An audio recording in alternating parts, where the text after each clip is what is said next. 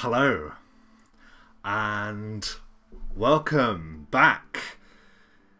We're here once again streaming on Twitch, and this is Roll the Bones. My name is Rob, and I'm joined, as ever, by my faithful players, Mike, Matt, and Dom, who are about to tell me what happened previously on Roll the Bones. What was this, a month and a half Previously. ago? It was certainly not this nearly month. 2 months, I think, almost, yeah. Yeah. Well, I'll tell you what definitely happened. We could definitely hear Rob previously. Yep. And we can... We can still hear him. We now. can? Is that No, what don't you're saying? stop there. I was just trying to do it in... I was trying to do it in code. Stop We doing could, that. Just tell us. Code We is need the to thing know. you tell Just people what tell the me, code honestly. is. It's so much easier. And drum roll. We need to stop the stream. No, I'm kidding. We can. And try again. Fine. So we're good. Okay. We started with a bit of torture. Well, not really. A questioning, I think, is Considering more appropriate. torture, weren't we? No. It could have I gone think- that way. I think that it was mentioned. It wasn't considered I as a. think Stone, Swift the Stone. dwarf was Swiftstone was definitely considering torture. He was, but I remember Obsidian, your intimidate shook him to his core. Oh hell yeah! Now, from what we got from this chap, bear with me because I don't have the guy's name. Which He's- chap? Yeah, just I've ask got me. him as Just the ask me. prisoner from the roof. Okay. Hmm. That isn't a name I have in front of me. Okay, so the I captain actually- from the I roof. just No. had I see Dominion Blaine. agent. Blaine. His name Blaine, is Blaine. thank you. Different page. Blaine. Blaine told us, I believe, that the guy who escaped us in the first area, I need the map, I can't see the map, Who we thought was dead. who we thought was dead wasn't dead. Yeah. And I can't remember the full ins and outs of what we found out. Let me just read through this. Oh yeah, guys, don't worry. I've got all of the details. You guys Yeah, don't High worry. Overseer of the Relax. Dominion shared. Don't worry. Don't worry. Mike's got the book, everyone. He's got the script. I got this. I may have the script, but I didn't read the script. So, Mhm. Dominion wants to recapture a united realm like the Empire of old. That's kind of something we got from him.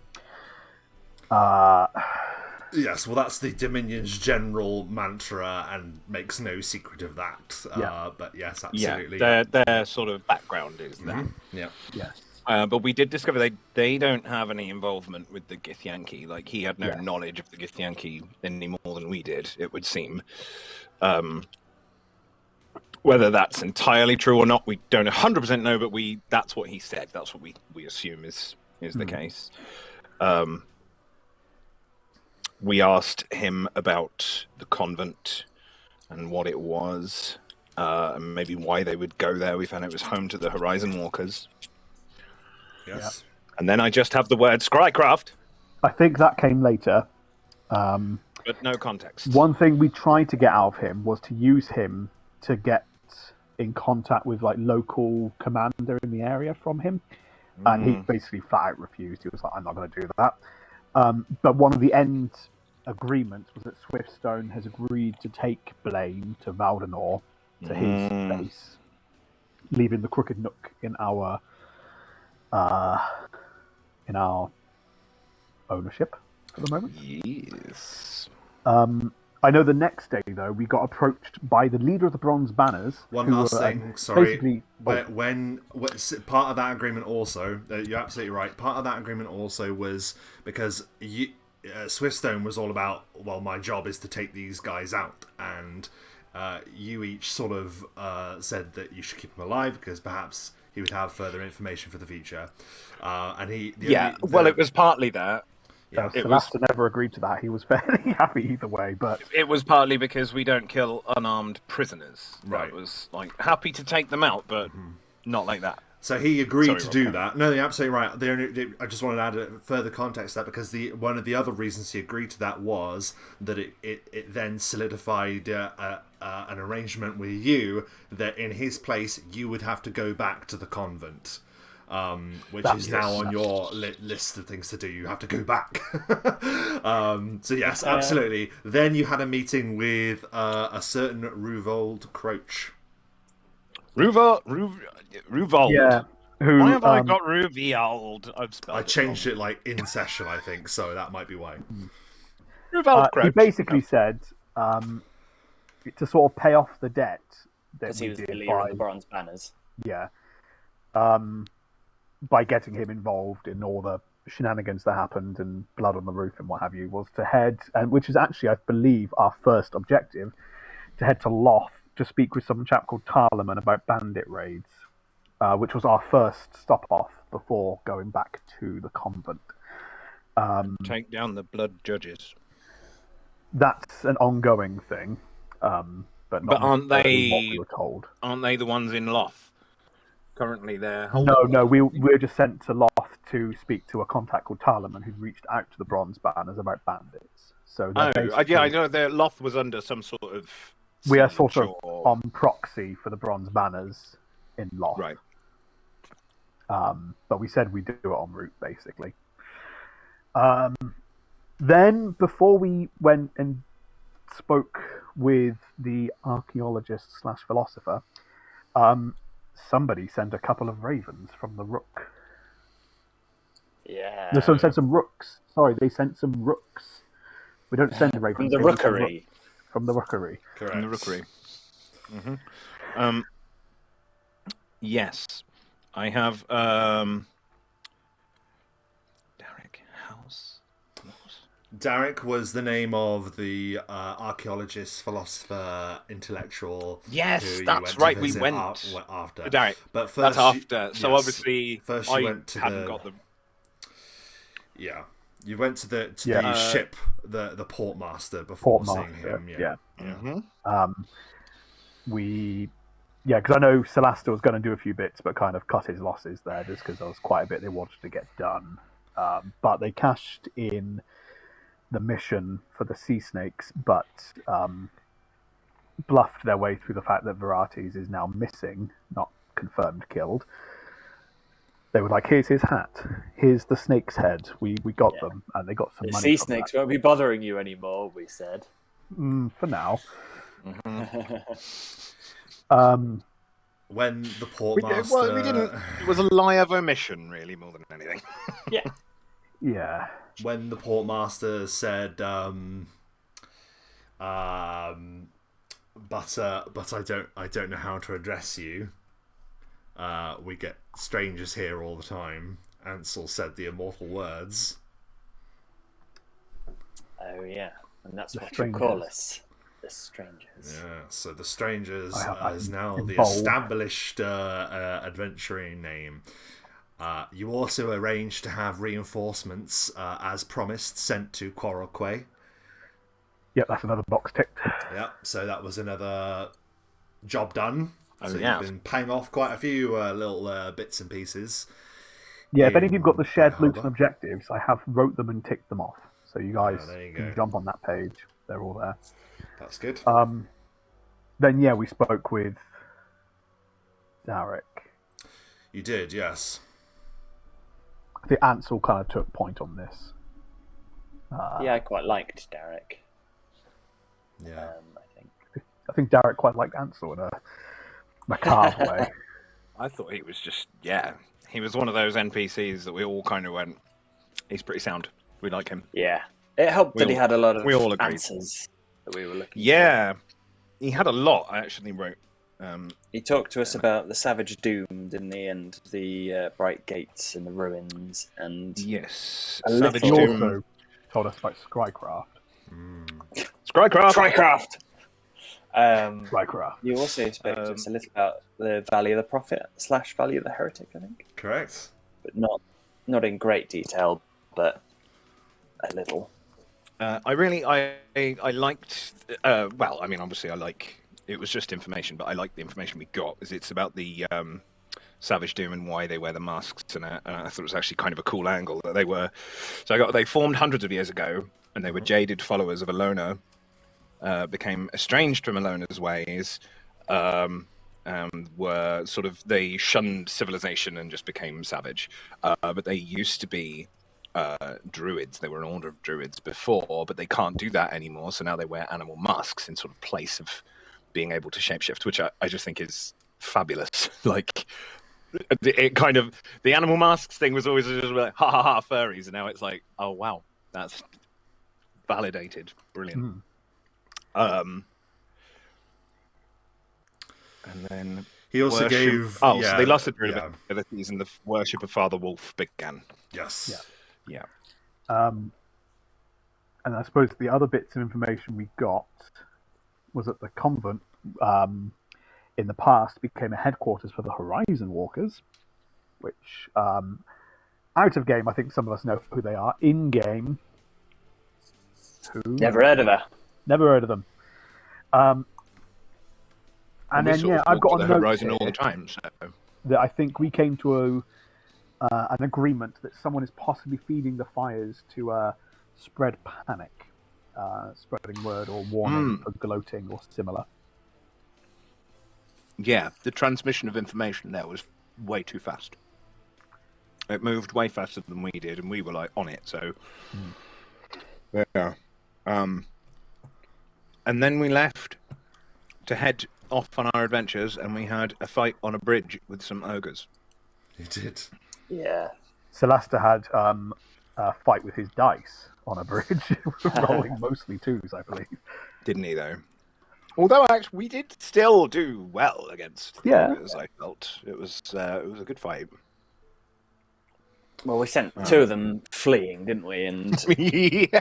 Which gave us time to focused on one and then focused on the two as they came to their senses. It was pretty much the classic, they've run away, let's steal ourselves ready, and then when they came back, sort of round two, not in-game, but like the metaphorical round two happened where you then went at it again, and it was pretty cool.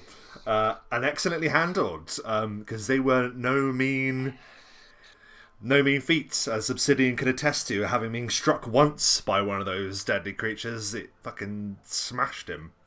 It hurt. It did some damage. So had they been on you in a better state, they might have ruined you. But there we are. You vanquished them, and continued on your journey. Then we came across a crowd of people laying into a person on the floor, I think it was, or something on the floor. Surrounding something on the floor, certainly, yes. Yeah. And we were approached by one of them. Captain Lanka. It was Dirty Lanka. Yes, a Dirty Lanka. Proclaimed himself of the Watch of Cuthbert and the Cudgel. Yes. And he had reached out a gauntleted hand, and it's almost like your horses, Mr. Nobby, and... oh, God. Mr. Nobby and I have a Black Whisper. Black Whisper just halted just out of his mere presence. As yes, absolutely, he announced himself as Knight Captain Lanka of the Watch of the Cudgel of Saint Cuthbert, and that is where we return to kill him with fire. Our friends. Oh. What's up, Lanka? I mean, definitely. I'm going to put myself back there, because I will 100% still be sat but I don't want to go directly on top of it, because you won't be able to see me. So for all intents and purposes, I'm sat in the seat where I'm driving. And I'm going to go next to it, so you can still see where I am. Where's Silas to see? So, as the map's loaded up before you, there we are. So, you've come to a halt in this area of your journey. A common mud road that leads not far from the river that you know where the trading post of Loth rests. And this Knight Captain Lanka stands before you, gauntlet still raised, as you come to a stop, and he announces himself as indeed a Knight Captain of the Watch, the Cudgel of St. Cuthbert. Would each of you like to make a religion check? Yeah. It's a skill I have. Is that knowledge? 16. Yeah, I believe it's a knowledge religion, yeah. So if I not don't have intelligence, it, just straight intelligence then in that case. That is knowledge religion specifically. Yeah, I imagine. Oh, 19. Oh, wow. 7. I have no clue. Wow, yeah. So Alastair, you're looking at them, and this is just any other knightly errant warrior that you would meet upon the road. Another human group. Obsidian and Ansel, you have certainly heard about the Watch. That's sort of like their colloquial name. They've always been the Cudgel of St. Cuthbert, but they've just come to be known as the Watch, due to their vigilant and highly efficient work. These individuals are worshipper of the deity St. Cuthbert, who was once a man, but through many ordeals and torments of the flesh, ascended to godhood. And you roughly know that is sort of their ideology is through great suffering. One can become cleansed and rise to become greater. They view this as something to be shared with both allies and enemies. Allies to become greater in their purpose of serving St. Cuthbert, enemies to reform them of their degenerate criminal ways.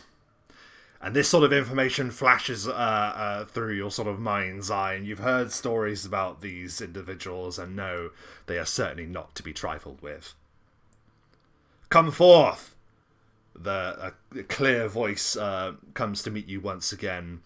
As he has removed his helm, as he had done last session, you see a man with just a black cropped hair, very cold features, a scar runs across his mouth that sort of twists his expression into one that would seem welcoming, but belies a kind of cruelty as well. Come forth, announce yourself. There are not many passers-by this deep within the wilderness.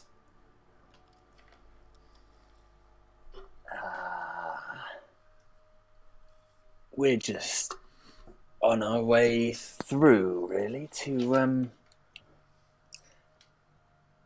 the name escapes me. Was it Loach? Loth. Loth. Loth, that's the one. We're just on our way to Loth, just passing through this area. Just passing through, I see. It is a dangerous road.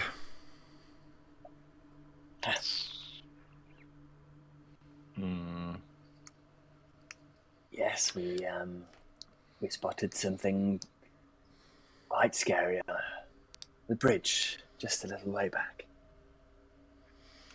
Oh, yes? Yes, we should probably keep moving. You have nothing to fear. At least, while we are in the vicinity, I can assure you. You say you're just passing by, but have you seen anyone coming towards you, other than our number, of course? Any suspicious figures, you might call them? None more suspicious than us. Do you say that out loud? Yeah. He looks I'm at you aware and that we're an odd-looking bunch. I just want to, broach the elephant in the room. Yes, well, I do not wish to be rude, but you do seem to be a strange group. What is your business, profession? Well, my friend Obsidian here is a undertaker. Undertaker. I'll just approach. I'll approach the guy, and I'll just hand a card out to him. Like a great gauntleted hand closes around the parchment. There's a little scrap of parchment, and it's just got it's got my deets on it. An undertaker, you say? Mortician, actually. There's a mortician. Ah, well, then it is rather fortuitous that you have arrived. Oh, is that right? As a mortician, I understand that it takes a good deal of skill and practice to be able to embalm and, for want of a better word, modify a fallen entity or humanoid. Mm-hmm. It definitely takes practice, absolutely. A practice that not everyone will be capable of, no? Not everyone has the stomach for such work. Very good. And you have the fortitude for this, I see. Perhaps you can be of some assistance to the watch. I can certainly take a look. If I can help, then of course, I'll do my best. If you'd like to accompany me, Knight Captain Lanka begins to stride towards another individual. While he is sort of garbed in black and red, this guy appears to wear like a long white cloak trimmed with silver. And he says, allow me to introduce Knight Captain Fogwill. Knight Captain Fogwill sort of turns a helmeted head towards you and just gives a nod. He doesn't speak, notably. Acolytes aside, you must forgive them. They are inexperienced. They have not yet been paired. The acolytes part to reveal a rather horrifically mutilated body upon the ground. The grass around the body is slick with blood. My. Somebody has been busy. That's a lot of blood. Perhaps you would like to give us some insight into what became of this poor fellow here. Well, I mean, I can certainly try. I'll head forward and can I use a profession roll? Whichever you prefer, to be honest, Obsidian. This is absolutely on your wheelhouse. So if that's the best shot you have, then absolutely go right for it. Yeah, I think profession mortician is probably. I mean, none of the skills are massively high, but oh dear, it's not horrendous. 11. You can add your level to it, so that would make that 16. That would make that 16. Yeah. Okay. The reason is because you've encountered some of these patterns before, Obsidian. Ah. You note that several lacerations course through a human body, male, probably in his late 40s. Would have been well armoured, an adventurer, at a guess. But as you turn him over, the thing that is most notable is his mouth appears to have been almost torn, as if his lips have been removed, his cheeks have been removed, and rather notably, his teeth are missing. Ah, yes, okay. Right. I see. And this strikes me as very much akin to the people in the cave. Yeah. How far Just on the world map, how far are we from the cave where we encountered that situation? Well, I will bring the map up so you can see for yourself. But you are quite away, but not silly amounts either. Yeah, we're in the sort of region, but I thought we were a bit further, right? Because we were just needed to load. So we were heading to Loth from Bright Harbour. And it was where there, and we're about right. Okay. Did you say we're about halfway? No, actually, you're about half a day from there, so you've done the majority of the journey. Okay. Yeah, That's a bit of a. It is That's a trek. a good distance. At least 3 days at a hefty pace. Yeah. And in looking at it, does it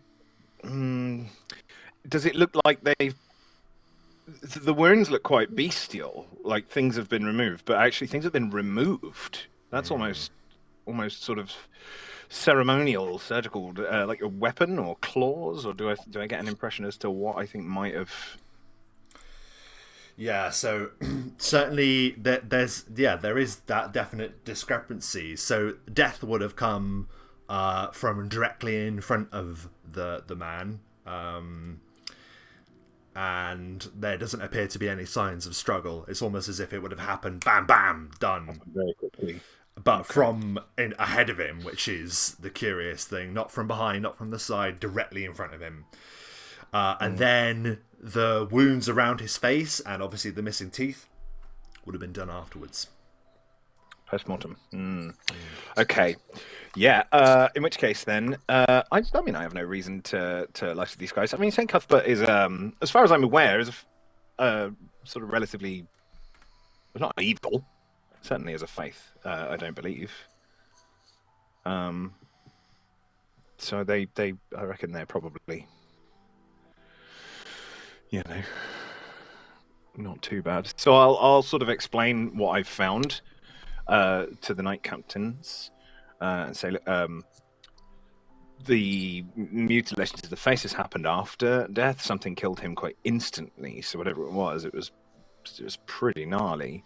And it is a thing, actually, that it's not dissimilar, pattern-wise, to something we came across a few days' ride from here. And it's odd that we've come across something with a similar pattern this far from there. Because that seemed quite like a home base. Are we? How far from water are we here? We were quite close to a river, were we? Yeah, you're like not even just walk for like 2 minutes in that direction, and you're by the river. Ansel, traveling. Good thinking, because it was in a water part of the cave, wasn't it? Yes. And if we're by the river, it could be that it's interconnected somehow. I'm going to just drop into my hunter's sense so I can get some scent and just see if I can pick up anything either familiar or anything weird. Yeah, by all maybe means. a whiff on the wind. Yeah.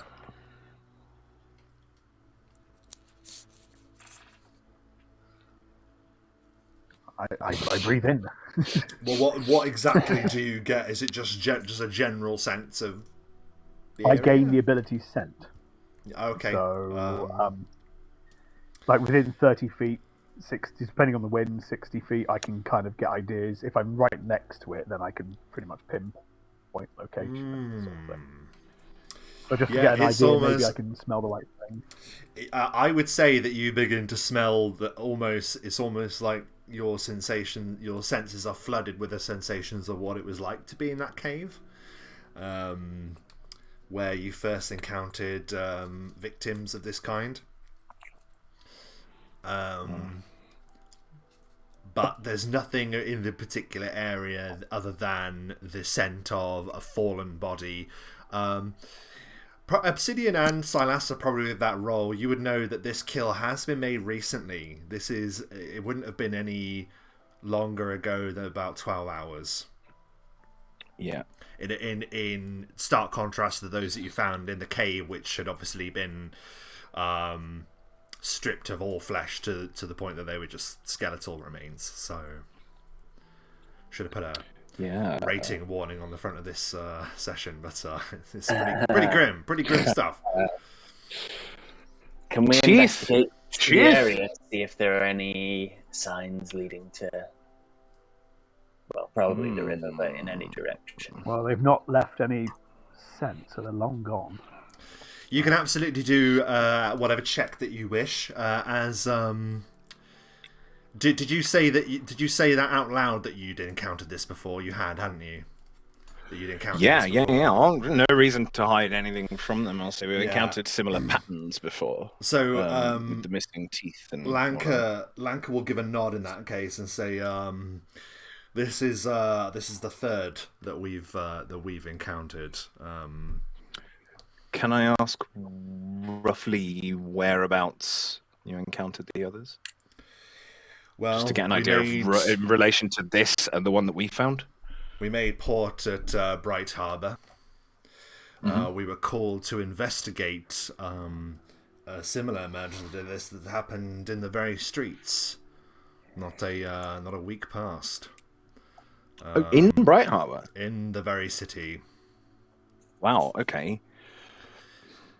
Another changes things a bit. Another was found within the sewers, dragged up by some workers in the city there, upon the outskirts, where the sewage flows out towards the sea. Nestled amongst rock pools and crab dens. And then, as we have begun our long march, we encounter another. Yeah. That changes things a little bit, only because if it's in the centre of the city, if it was a beast of some sort, that would be... people will have seen something. People have, will have some idea if it's a beast. This seems like it has more malice behind it, but it would take someone of incredible size or power to kill anyone the way they have here in like almost a single blow. The man didn't even fight back. Make any checks you wish if you want to do survival. Search. I can't. Do a search. We can all have a bit of a search. Yeah, by all means. 14. 10. 6. So that's his hood is up.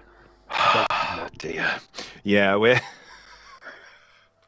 What was the best one? Was that 14? We're investigators. 14. You feel something slightly jagged beneath your foot, Obsidian, and you sort of like move your foot aside to look down on what you're stepping on, and you see the canine of some predatory animal up on the ground. Okay. Well, I mean, it's not just us here. These guys seem pretty experienced, so I will offer it up as have a bit of a look, see if they have any idea as to what that is, what animal it comes from, or if they have anyone on their crew that might know of beasties. Just looking at my spells. Knight Captain Lanka will look at it, take the tooth, examine it, and then just sort of like hold it at his shoulder there for Fogwill to look at. Fogwill just gives a gesture. A wolf, you say? Understood.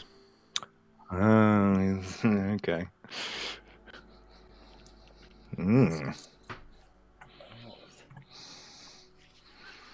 A wolf.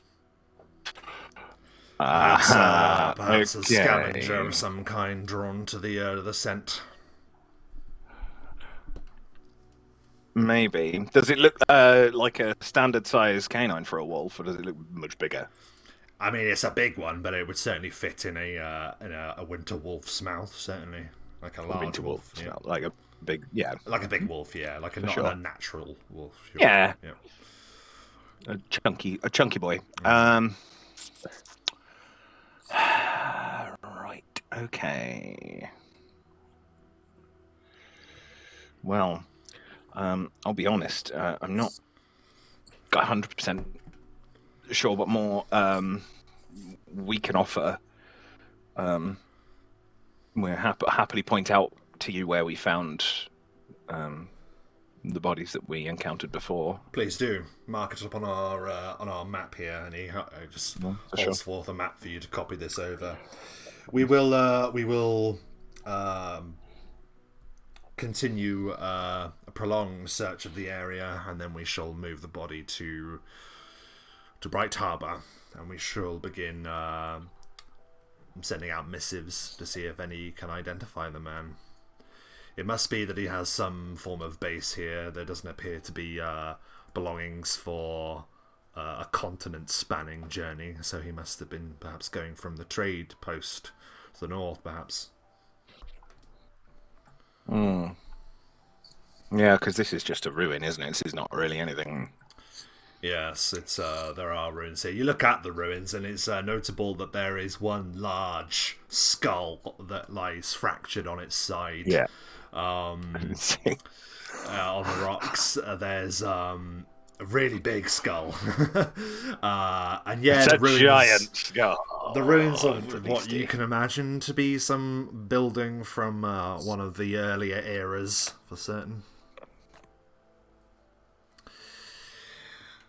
Well, you do have the gratitude of the watch. We'll always, help out where we can. You do seem to know an awful lot about the condition of this man. I've, for my sins, been dealing with the dead for some time now in the place in my home city, which I can't. That's the one. Thank you. You will, of course, understand, being that you are the only people that we have passed since we have embarked upon our journey. It would be, it is protocol for us to conduct a thorough search of any that we will find near the crime scene. You would not object to that, would you? I don't think we have anything. Do we have anything to hide? Search of what? Hope not. No. I'll just literally glance over at you guys and just see if there's a kind of oh shit kind of look, because I don't think we have any reason to deny a search. Like, go ahead.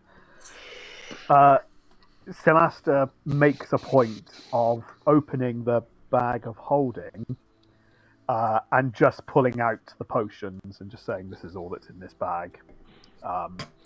He doesn't want to bring attention that there's a slight chain of teeth on it from the same crime in his bag, so he's keeping that one quiet. So yeah, he pulls out the bottles, puts them on the ground next to the bag, and just says, "That's it." And then you will, of course, forgive us if we conduct a thorough search of all of your belongings. And he addresses that directly to you, Silaster. And you see that that cruel kind of look fall across Lanka's face. There is no smile there. His hand rests upon the hilt of a heavy mace upon his belt. You see a rather vicious-looking cudgel resting there as well. Fogwill, you notice, stands behind him, a morning star, vicious and crimson, hanging from his belt. That's just inappropriate. We don't have to go there. We are in a little bit of a rush. I don't know if we mentioned we're on the way to Loth. We've heard there are some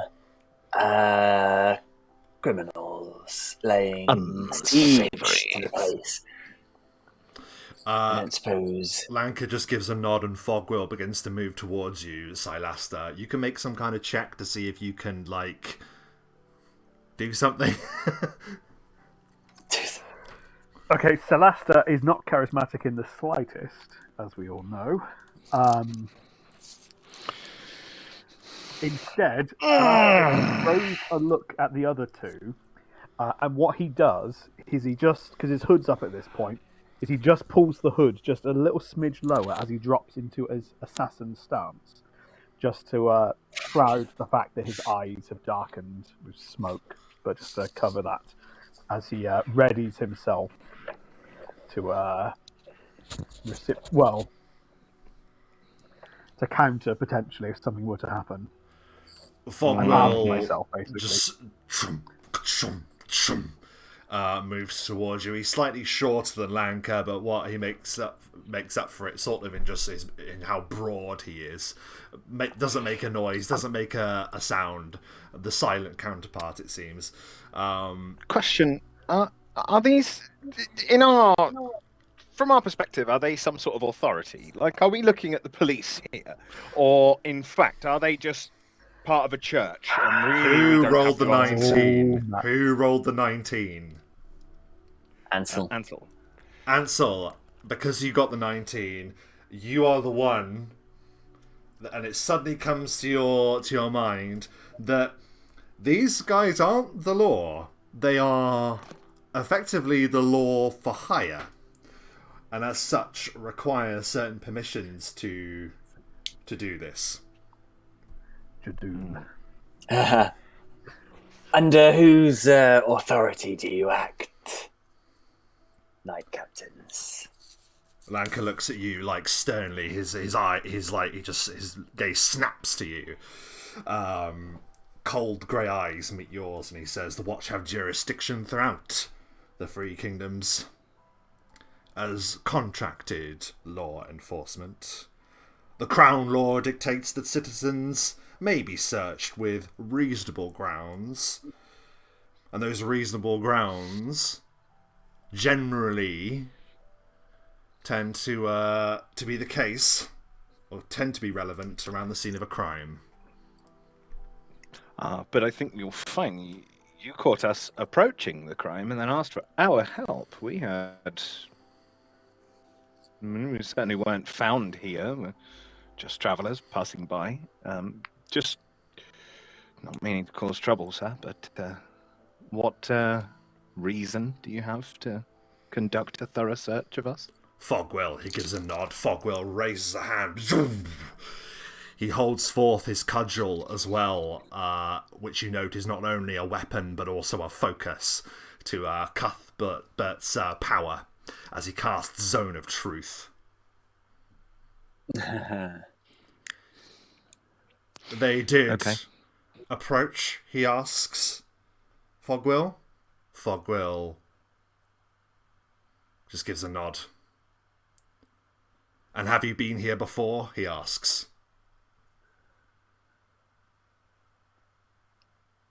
Not as far as I'm aware. His This eyes spot sort of like specifically? bore into you as you say this. And then he looks over at Fogwell again, and Fogwell just goes, "Very well.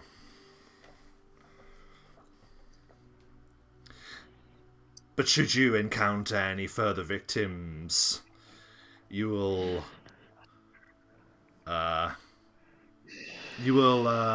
perform your civic duty, I'm sure, and make sure the relevant authorities are alerted." We have absolutely no desire to make any enemies of the authorities, good sir. We are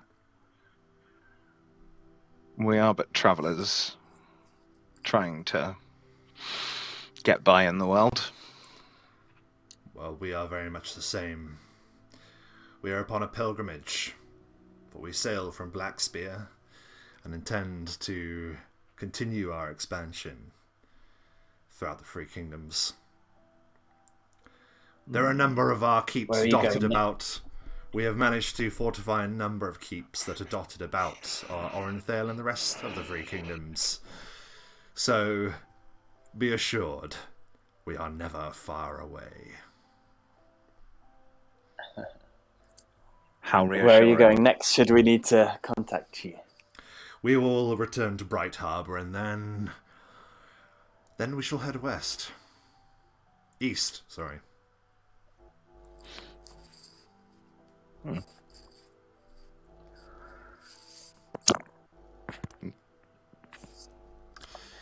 Celasta packs the potions away and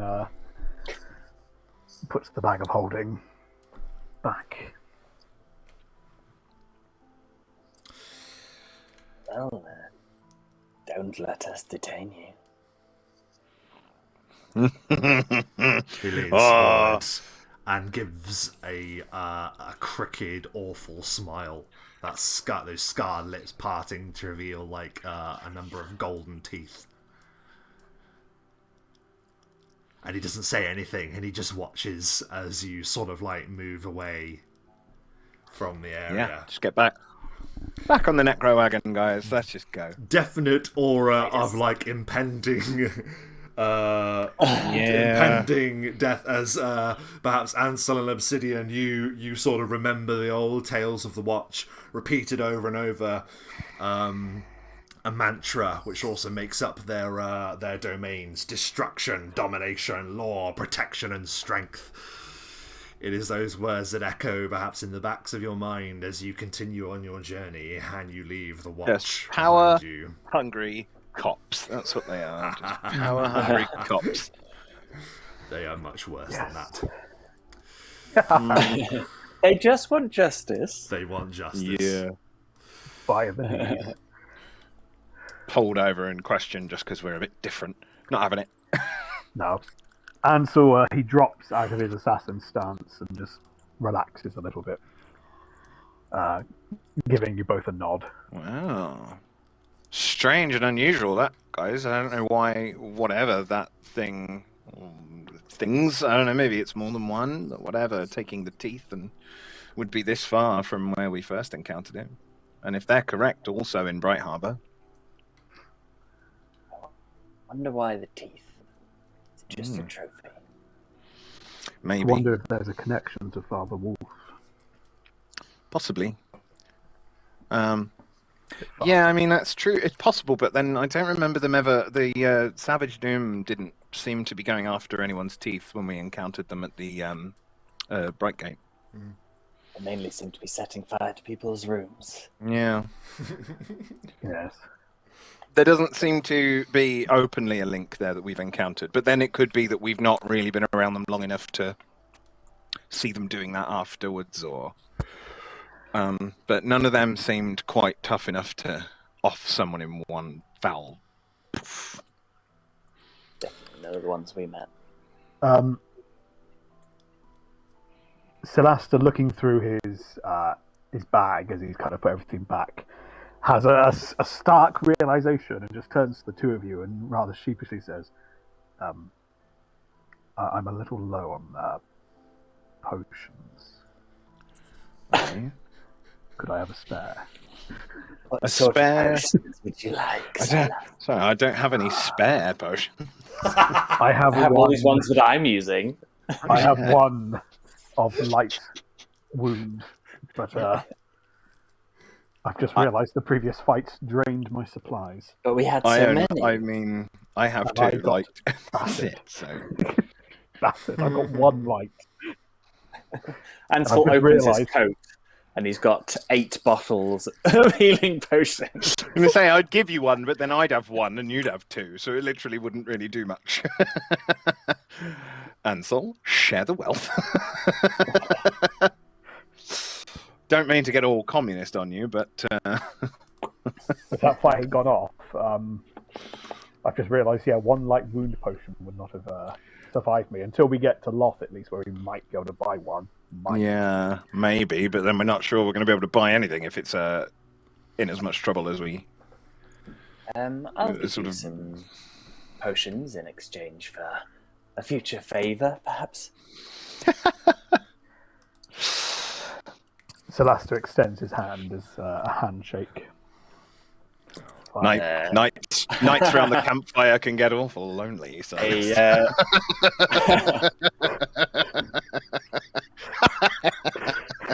So sorry. No, you're not, though. You're not. I'm really not at all. Yeah, so a cold, clammy, long-fingered hand wraps around yours in a handshake and says, agree. Would you like 2 or would you like 3 light potions? I'll take 2, because then that takes me up to 3 light. and I think that'll be enough. Oh, 2 potions for a favor. Creepy, dude. Seriously creepy. All that's going through Celasta's mind right now is he can't be human. He's not like any human I've met.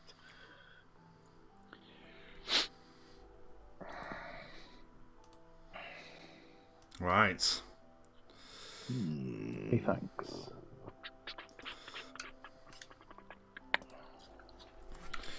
So, you continue on your way as you make this deal. The Necro wagon trundles over the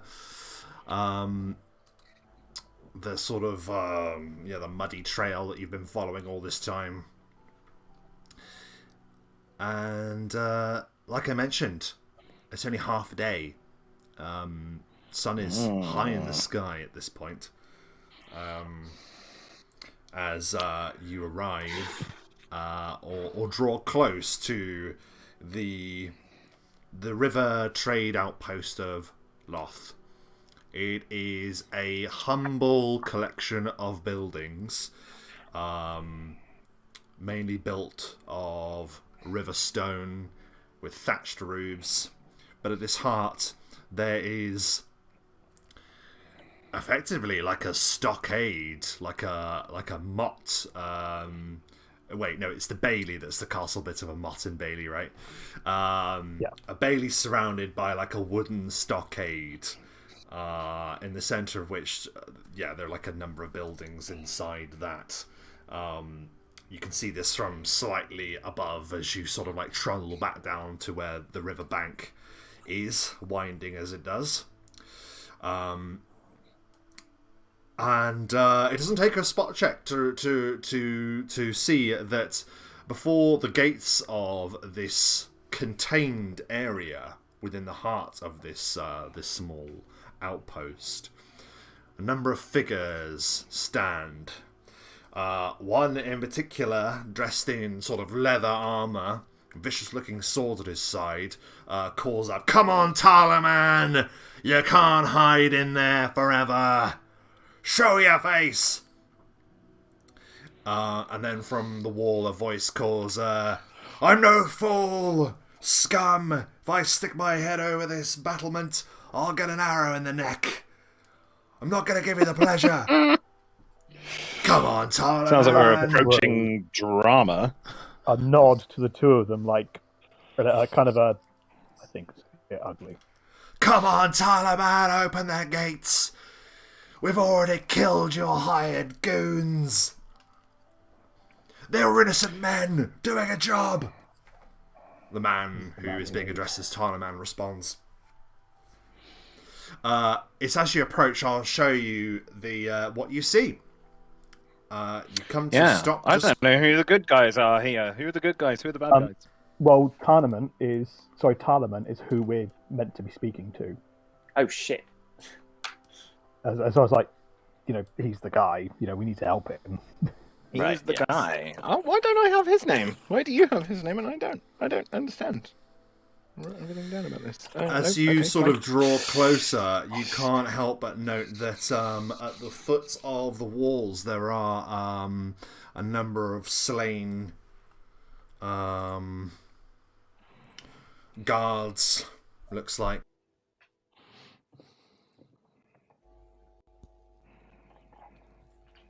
And the people outside the walls, do they look like common thugs?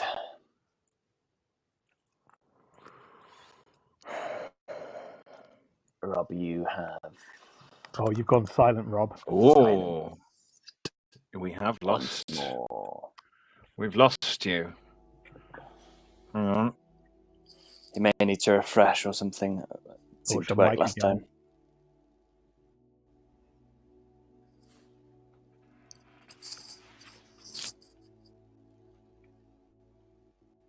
What do we do without him?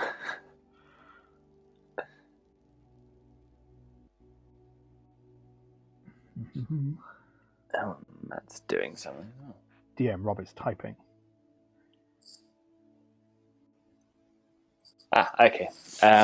We're going to take a short break to allow Rob to reset his microphone, probably. We'll be back in 5 minutes. Actually, I can still hear Rob, and he just told me that I leveled up twice. Damn it. Right.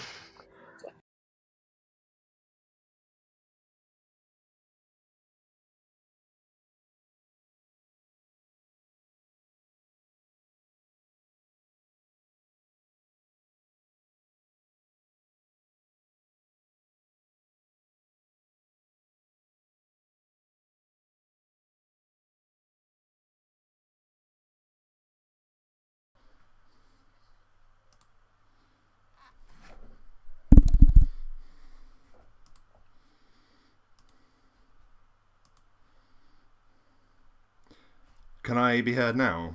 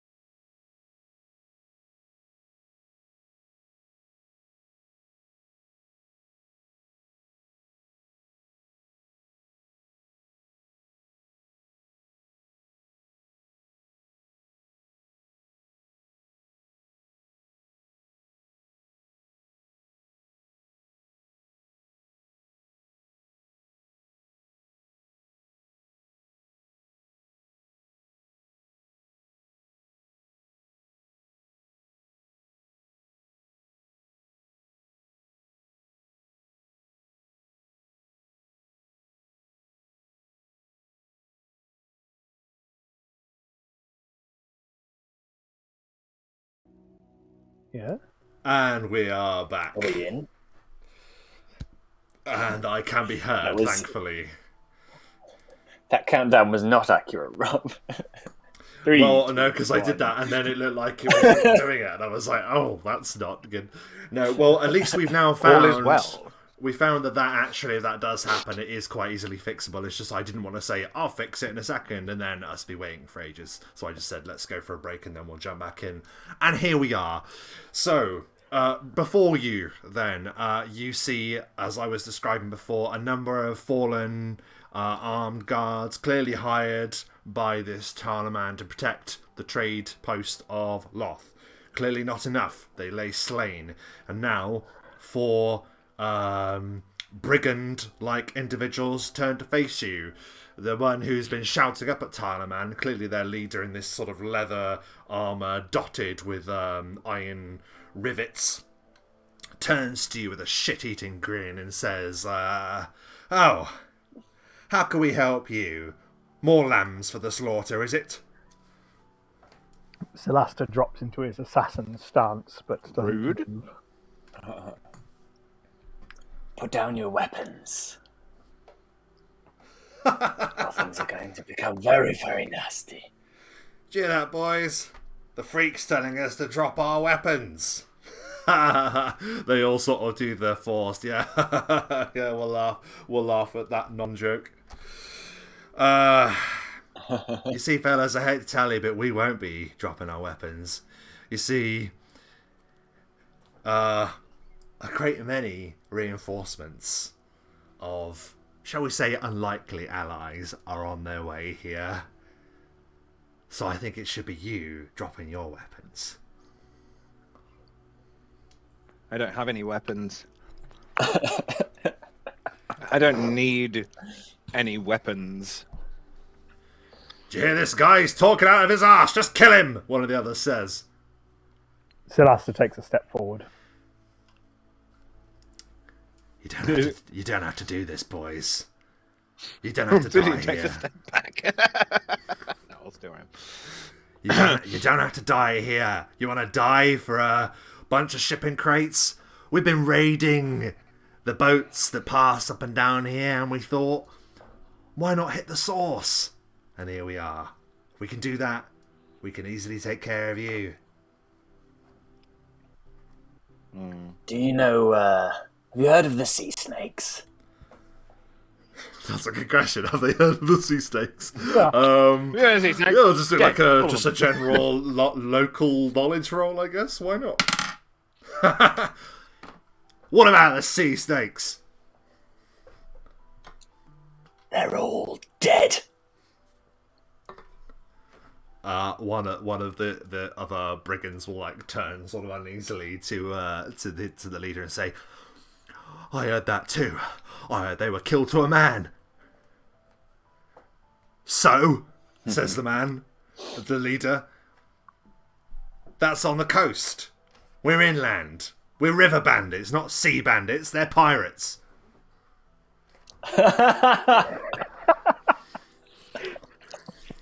Unfortunately for you, my friends and I fail to see the distinction. Well, we fail to see the distinction in people sticking their noses in business that ain't theirs. Now back off. Are we going to talk all day, or are we going to fight? You heard him, Put down your lads. weapons or put your weapons up. Celasta will turn to the two of them, as if looking for the kind of the nod, as he's literally about to just run in. He's just like, yeah. One of them says, "You heard him, lads.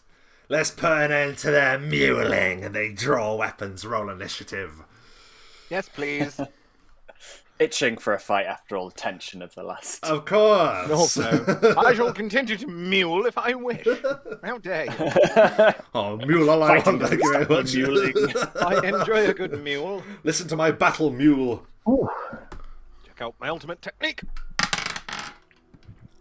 13. Oh my god. 13. 18. Oh god. Silasta, you have +7. I don't think you've ever gone first. Yeah. How is that the case? I have +1.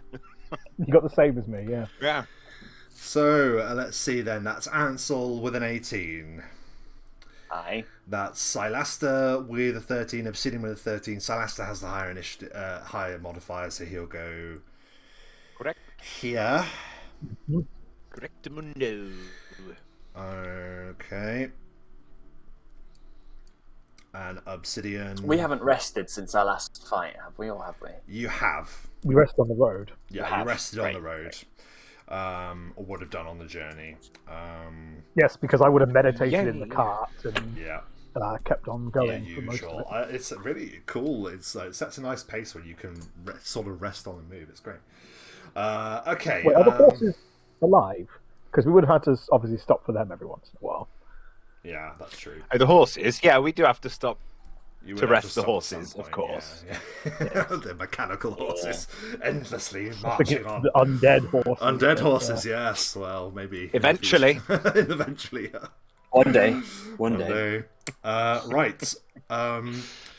Let's have a. I've got to do one last thing. Sorry.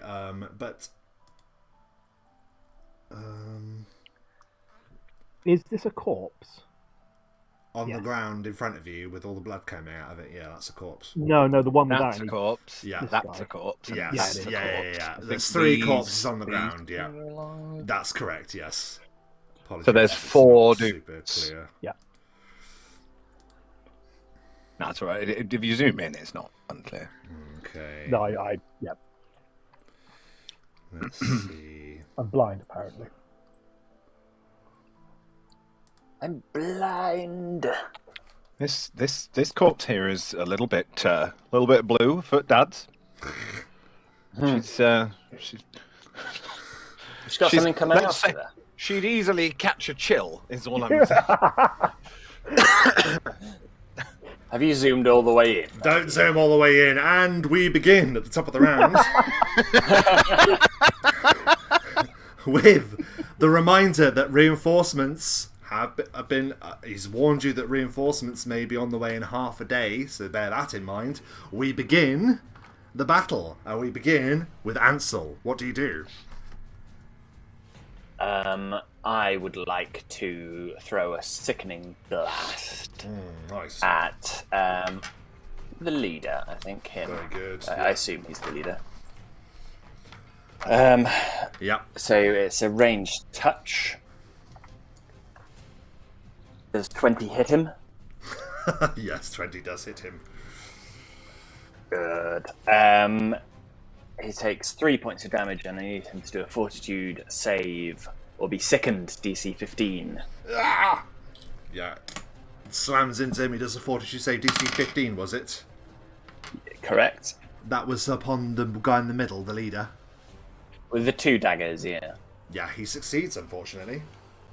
Succeeds. Never mind. I'll. Yeah, why not? I will follow that up with a swift action. I'm going to try and curse him as well. So he needs to do a will save this time, DC 16. Oh, okay. He'll do his best. That is a fail. He is cursed.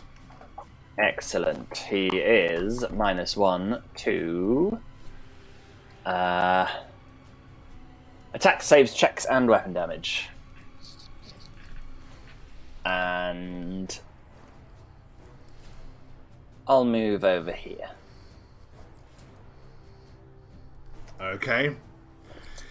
And that is all, thank you. So your ghastly power rushes forth and slams into him, and yeah, he is cursed, as many have been before him as you move forward into battle. Silasta, it is your turn. What? I know.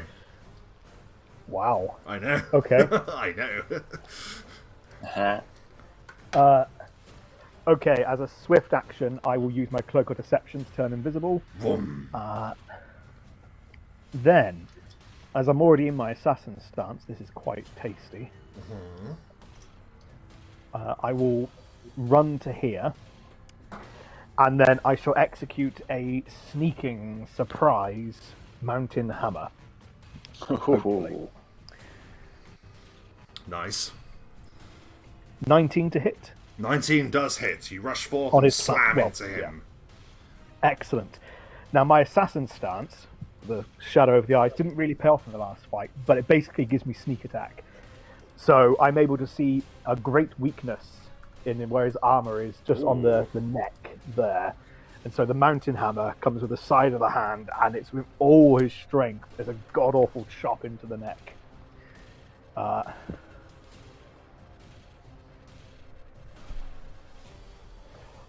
going to attempt to do this. Okay. Typing it. 22 points of damage. Oof. You rush forth, invisible, and slay him in one. What does it look like? Oh! I vanish into shadow, basically, and all you see on the that chap over there is a massive dent, like, go through his neck, basically, almost through his throat. It doesn't even cut, it just dents. It just crushes inside, like, oh, and then he just drops down. He, like, gives out, like, a stifled cry as his larynx is crushed and he collapses to the ground, motionless. Anything else on your turn, dare I ask? That's it. Okay. Wasn't even ready with the cross. There we go. Collapses to the ground. Obsidian! Absolutely lovely. So Obsidian rushes forward. Ooh. And we'll stand... Whoosh, we'll just go there. Okay. And we'll just say... as he approaches... Zed, I don't need weapons.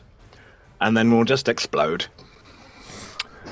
Boom! A huge burst of dark green energy will burst out, and we'll get both of them, shrouding and enveloping both of them. Can they please do Will DC 17 for Huff? Ooh, okay. Oh my god. Okay. The leader succeeds, the other guy on the edge fails. Lovely. So, it's only 15 points of damage. Oh my god. Negative energy damage. But obviously the leader takes half of that, so he will take... well, it's going to be half of 14, so it'd be 7 because we round down. Yes. Oh my god. 15 to one, 7 to the other. What does the energy look like as it rips one man to death, the other man to his almost death? Brilliant. So as before, it literally it bursts through them, and it's almost like mist, you know, like it doesn't like burn them or blast them or move them, like their bodies stay dead still, but it moves them, like it moves their spirit, their soul. So the one that dies, his spirit is just ripped away, pulled out of him, and then just fades into nothingness behind his body as his body just goes pale and slumps to the floor. And the other guy, just like bits of his spirit are sort of pulled out of him, obviously, and that's what's sort of done him damage, and he just looks much paler and kind of severely unwell, I'd imagine. And I'm just checking that I can't... so the negative energy burst is a... I'm just looking at what sort of action it is. I imagine it's a standard action, right? I think it's a standard action. Yeah. I just whether... Yeah, I can. So, as a free action... Mm-hmm. Because I'm stood here, I also activate my fear aura, which is just it's just an ongoing effect that I just switch it on, basically. Okay, what's he got to do? So, can he do, so it's a will, DC 10 plus half class level plus charisma, so 10 plus half class level, so we round down, so 10, 11, 12 plus charisma, so 17 again, so DC 17 will save. So, guess what? He actually rolled incredibly well. Because you'd have to roll incredibly well to beat it. However, it is the existing curse upon him that causes him to fail. So Ansel's curse has already rocked him, and your fear effect is the thing that drives fear into his heart. It's kind of like this burst goes off, it destroys his friend, messes him up, and then it's like, you know, in Batman Begins, where he's got hold of the Joker and it's Batman, but he looks like a nightmare version of Batman. I knew you were going to say that. Yeah, it's just a nightmare version of Obsidian. With his beak's kind of dripping black goo and his eyes are just glowing with like orange fire. And he just looks and just growls. But he's not making a sound really, but it just sort of sounds to this guy like he is. So he becomes shaken.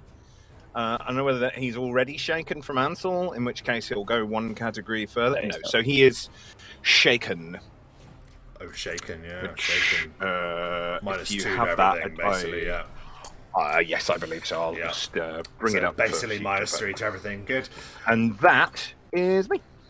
I am very happy for us to continue using Scarecrow as the character palette for fear effects. I love it very much. Yeah, he's rocked to his absolute core. That means it is now their turn. We begin with the leader here, who, yeah, is shaken and is cursed.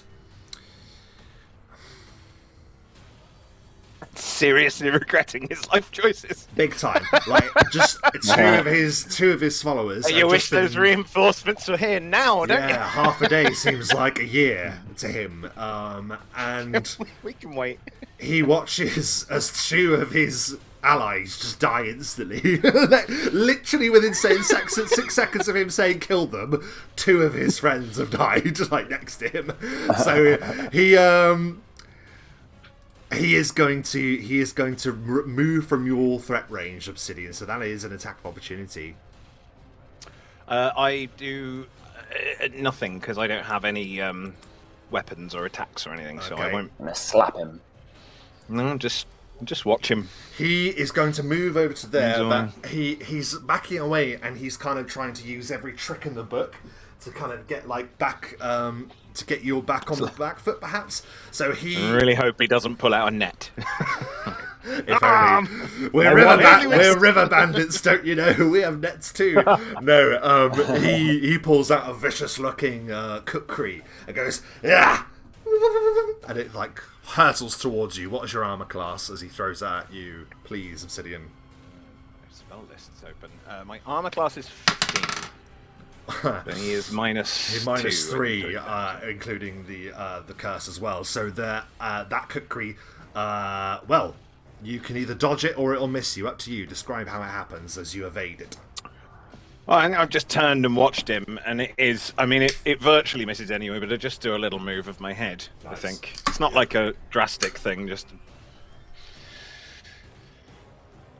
because I think it's in desperation, isn't it? He's big time. Yeah, just hurled it get away from me, get away from me. And this one is going to step over his fallen comrade, 5-foot step, and is just going to try and plunge. What's he got? John Cena. You can't see me. Oh, he can't see you.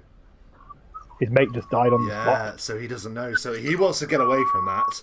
I think he will just try and attack Obsidian then, sorry, because you're in range. 5, 10, 15, 20, yeah, easy pickings. He's just going to rush at you with a short sword, and he's going to try and plunge it into your chest. Was it 15? It was, yeah. Doesn't matter, that's possibly a fumble. Oh dear. That's a fumble. He's going to perform a dexterity saving throw. Reflex saving throw, sorry. Oh no. Oh my god. So he just goes and just tries to swipe at you. Probably has to do the check because he's approached you, right? Yes, it's an ongoing aura, so if he's within 5 for the feet record, of me, he's already failed the reflex, just so you know. Fails the fear aura, which is perfect, because that means he rushes at you, enters your aura, and then tumbles backwards in horror, as he tries to move closer to you and falls to the ground at your feet. That is the bandit's turn. We are back to the top of the round. Ansel.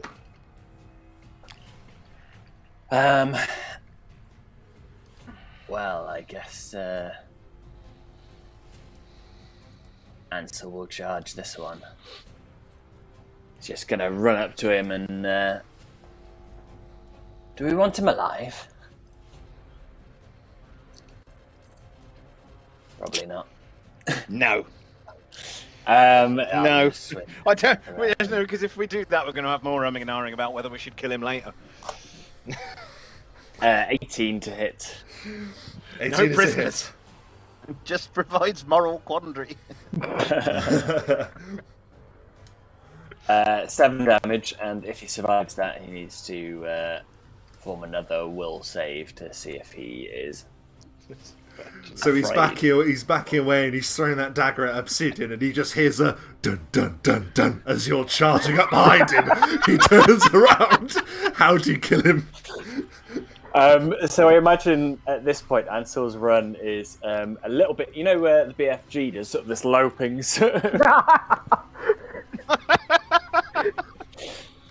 Except instead of that weird flute, he's got a scythe overhead.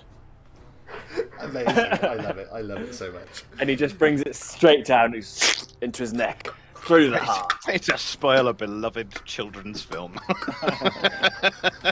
And just the weight Just of had him this horrible image of him bounding across a plain.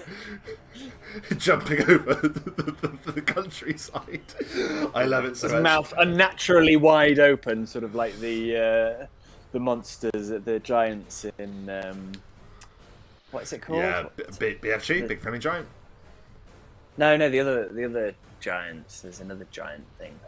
There's like Skull Crusher and Bone Grinder. Yeah, but that's and, BFG, isn't it? That's the story. BFG. Anyway, it doesn't matter. We understand what you mean. Doesn't matter. The weight of his body just is the thing that makes him slide off the side, and he slumps to the ground. That was your Attack turn. on Titan. That's what I'm talking about. Oh, Attack on Titan. Gotcha. Oh yeah. That's awful. Yes. Not bad, as in an awful imagery. They're terrifying. Silastra, it's your turn. Silastra comes out of his invisibility and he's already running in over here. Did the guy... one last thing, actually. My Dreadful Wrath thing has a 20-foot radius, so he needs to do a will save or be shaken. Okay, he is already shaken by the fear aura of Obsidian. Does that matter? So he would, so that would progress make him to frightened if he fails again, right? frightened. Yeah. That is a failure. He is frightened. He gives an almighty scream as you approach. Oh. So now he wants to run away. On his turn, he's going to on his turn, but sorry, Silastra. Just as a side point, when you appear and you're running towards him, and I know that you are, I just say, "Bad guy, meet Silastra," as you appear behind him. And as he turns around, I attempt Clinging Shadow Strike. Let's see. Okay. 24. So. Yes, with a +2 for the flank, absolutely.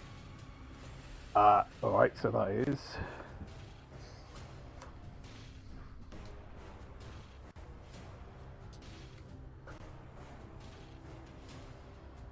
that's 24 points of damage. As I, with my Clinging Shadow Strike, as he turns around, essentially this shadow blade of a hand just cuts across his eyes. And once again, doesn't blind him, kills him outright. The effect of that has never happened because you just killed him with it. He's trying to get up. We'll say he's trying to get up as he meets Silastra. He turns around as he's desperately trying to get to his feet, and bam! Your open sword-like hand just cuts through his face, and he's like there aloft for a moment before just smashing forward onto the ground, and the battle is done. I think actually the description of battle is too generous. As we get the writing on the screen, flawless victory. I got to be honest though, that doesn't make me happy like you'd think it might, because this just feels like one of them where the DM's gone, have a really easy fight because in a few minutes I'm gonna fuck you up. The reinforcements arrive. They're all level 15. Just blowing the dust off the character sheets. That's all. Absolutely. I know. Because I can see it. We're just gonna let them feel really powerful for a minute before we literally belittle them. the atmosphere is it could be cut with a knife. Silence falls. All that can be heard is the rushing torrent of the river beside you.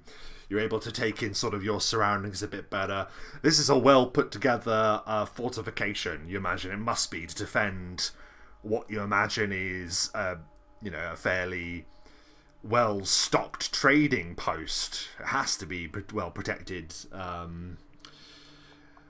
You see a bridge goes off to the east that would cross the water to the open country of Orenthale.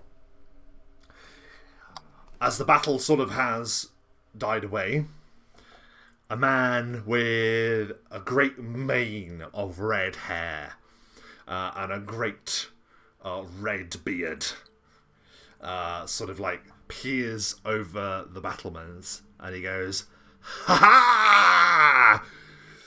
You showed them what for." Ansel shouts back, "Rejoice! Rescue has arrived!" Yes, quite. It is a shame. We are... As the guy slips from his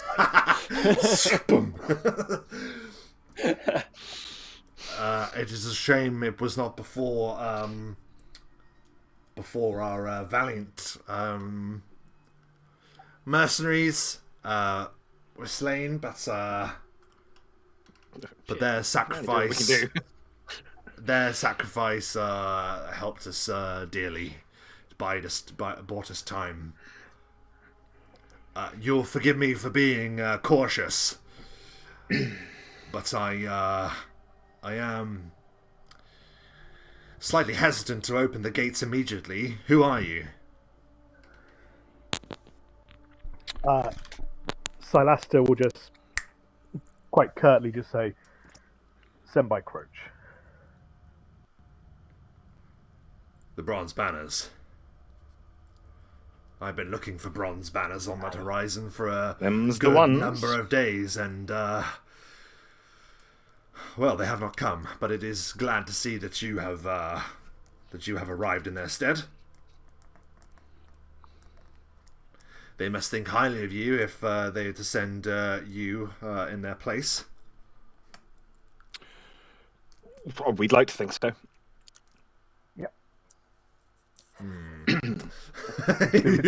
kind of like sees like the sort of doubt that falls upon you for a moment. He's like, we don't want to. Sorry, we need to be reassuring. We don't want to oversell ourselves. We are awesome. We don't want to make any promises or anything. Yeah, we're here to help, and we want to make sure that you and your people here are safe. Very well. So whatever reinforcements they have on their way, we need to be prepared for. Yeah, he begins to make his way down, and you hear heavy timber supports that you put over like a gate, to support it, whatever. You hear them fall away. You hear a bolt come free as well, and a heavy oaken door swings open. You see that this guy is armored in bits and pieces that he's thrown together.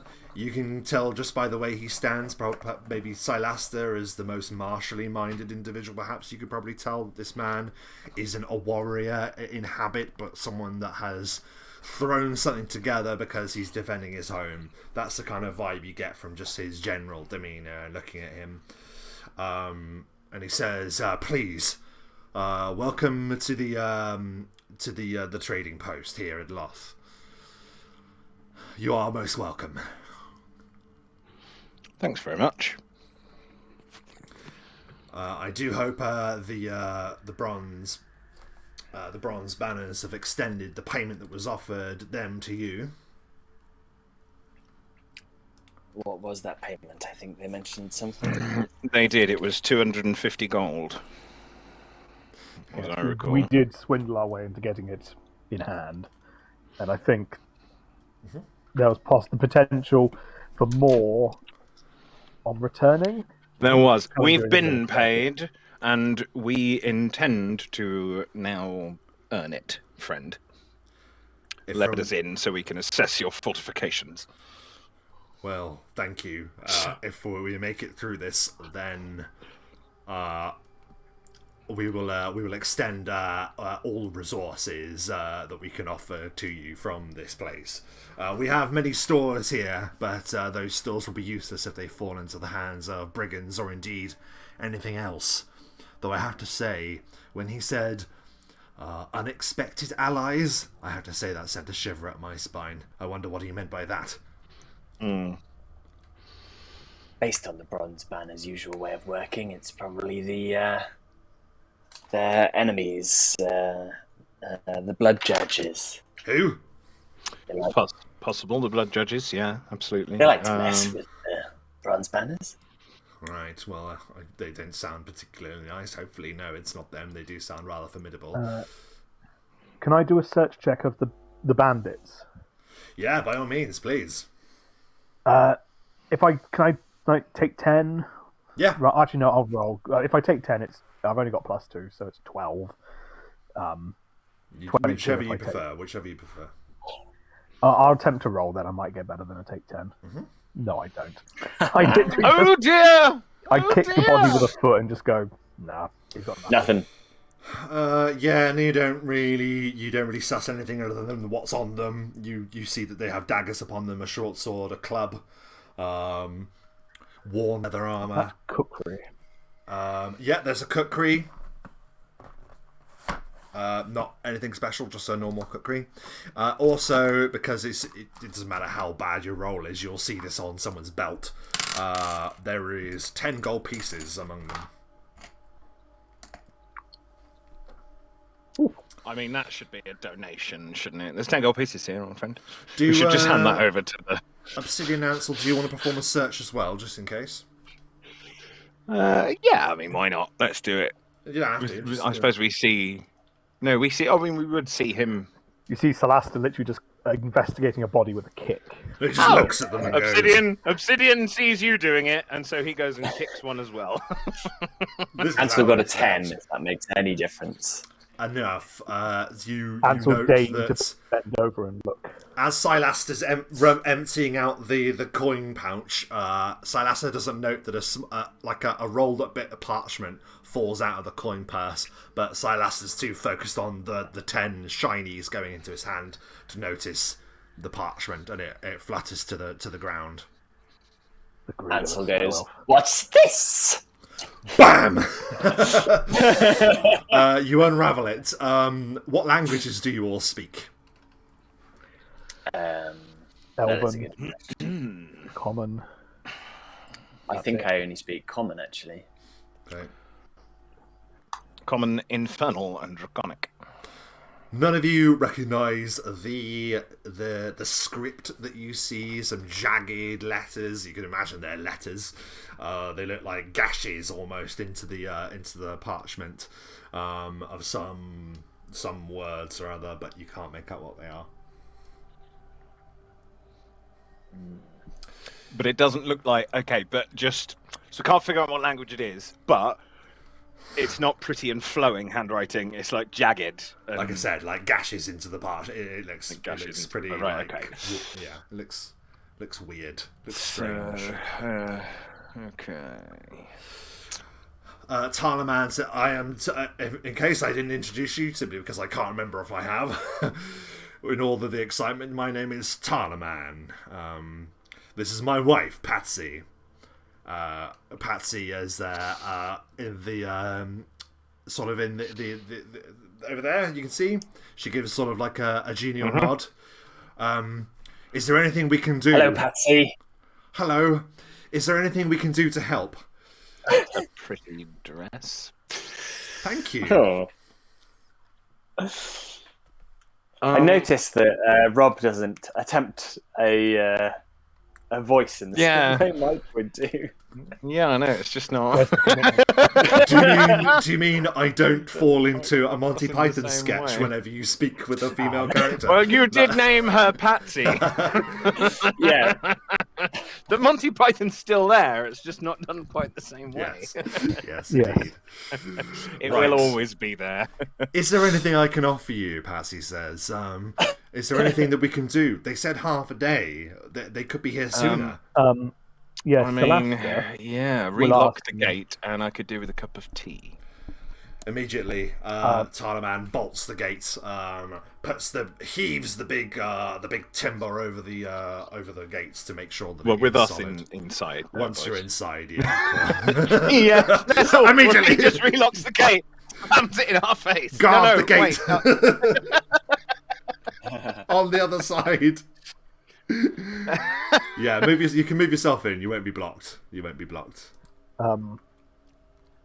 Celeste will turn to both and just say, "You're a trading house. What trade do you have? Have the Garo passed through?" Yes, yeah, sort of like a look of surprise and delight, sort of like comes across his face when you mention the Garo. Yes, they often pass by. They provide all sorts of wares. Well, if you know anything about them, you know that they are skilled alchemists, gathering herbs and foraging for ingredients on their long road, their long ceaseless road. For they never rest in one place for too long. So there is plenty of potions that we would have traded with them in the past. We don't have particularly prominent weaponry. For that, you would have to go to the castles of this realm, mainly in Valdemar for castle forge steel, some in Bright Harbour. But there's the old trinket lying around, which I'd be happy to provide you with in further payments should we survive this day. Much Potions prefer would trinkets be useful. to weaponry anyway. Silas, you're obsessed. He's just mooching for potions. Well, what we like to do is we often like to ask passers-by what they're looking for, and then we will see if by chance we have it in stock. That's an interesting, very approachable way of doing things. I appreciate it. Is there anything in particular you were looking for, Master Elf. Elf? Very well. And then that's sort of what he notices, and a strange look comes over across his face, and he says, "Don't see many of your kind around this neck of the woods." No.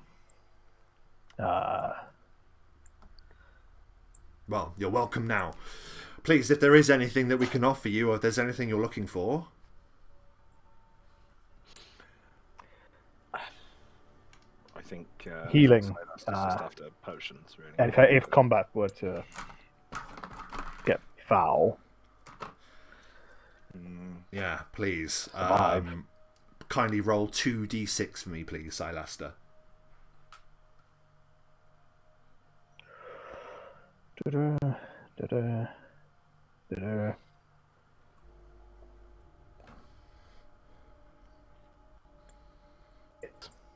There are 6 Cure Light Wounds potions that he just gives to you. Just gives them. thanks. Oh yeah, like he's like, we need you to be alive to fight for us. Like, he's not stupid. And kindly roll a d4 also, please.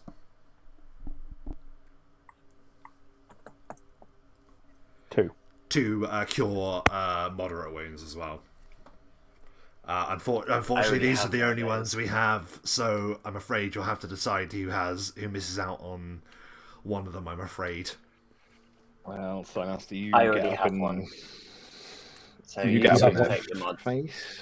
Oh, that you've already got one, so we'll have one each. Yep. Okay, fair enough. Do you happen to have a potion of Eagle Splendor? Let's roll a percentile. Roll a d10. If you roll anything beneath a 25 for an Eagle Splendor, It's a level 1, I think, so it's going to be quite easier to find than other things. 25%, they might have it. Roll a d100. 25 or lower. Pow. 25. 25! Oh, there's a potion of Eagle Splendor as you roll exact, and he goes, Yes. oh, there's one right here. Let me just... It was in my pocket. It was here in my pocket. He hands it over to you. Amazing. Yes. Just looking, I don't really think there's anything. I'm not really looking for anything in particular.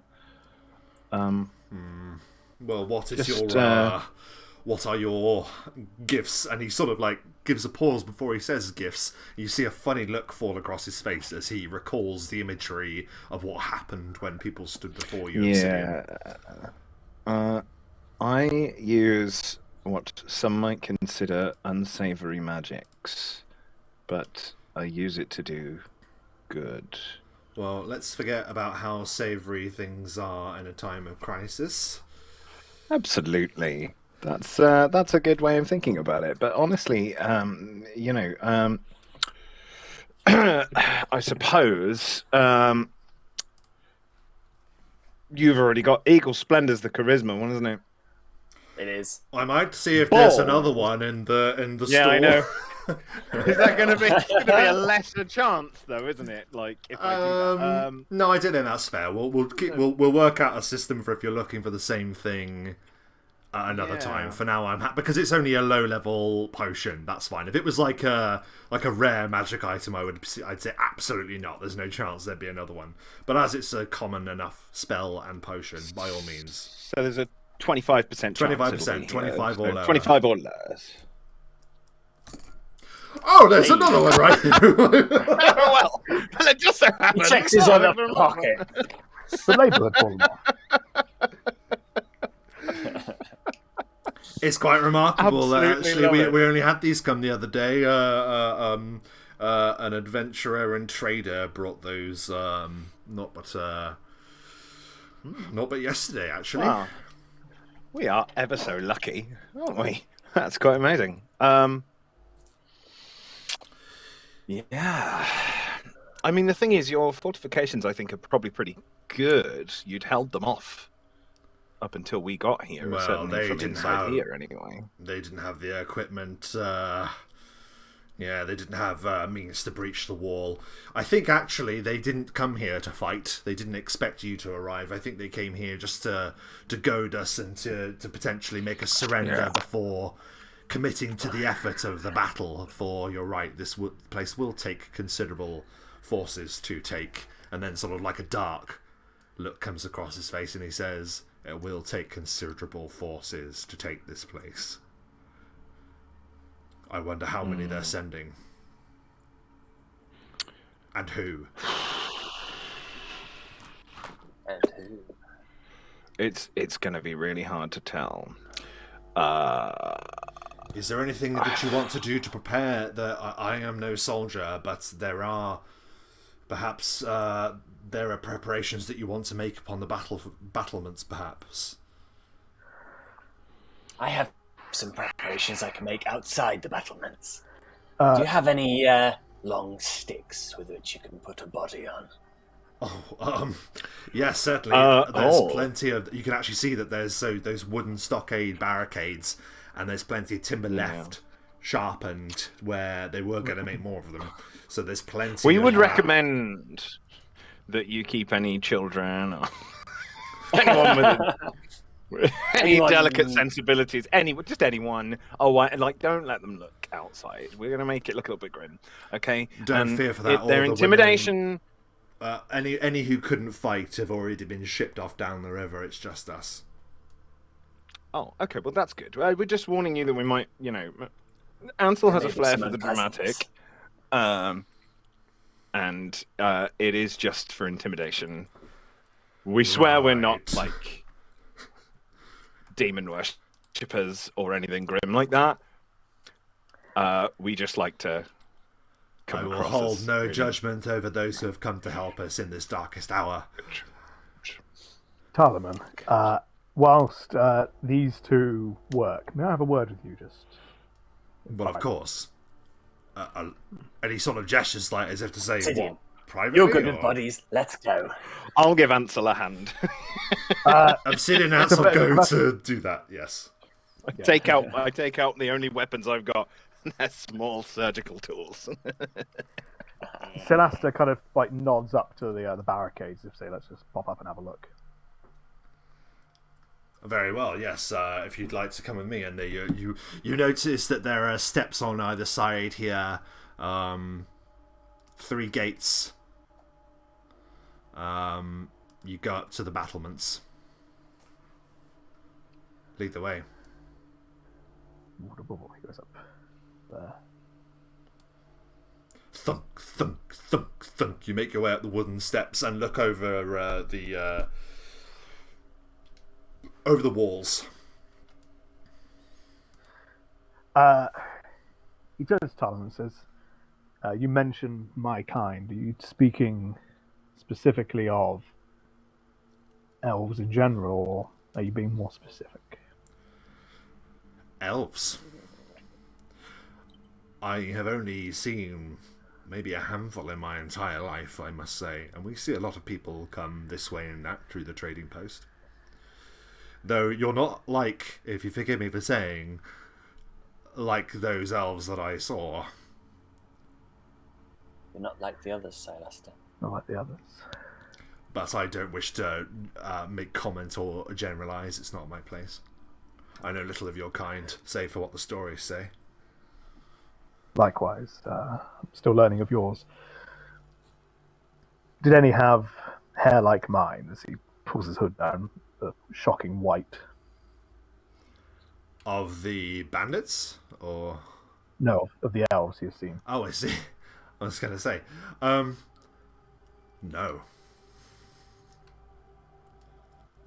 I see. Well then. Why do you ask? Are you from somewhere far away? Fairly, but some of my kind do travel. It begs me to wonder if you had seen others like me. You may be able to help me, but maybe that's a conversation once this is all over. I'm sure you hear things in passerbys. From what I understand, most of the elves in Main Realm reside in Serador. They have all, it is said, withdrawn, or most of their kind have withdrawn there.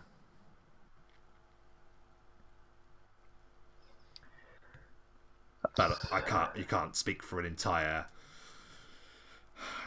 race of people. That's but fine. It is said that groups of them have moved there, certainly. Well, maybe I will,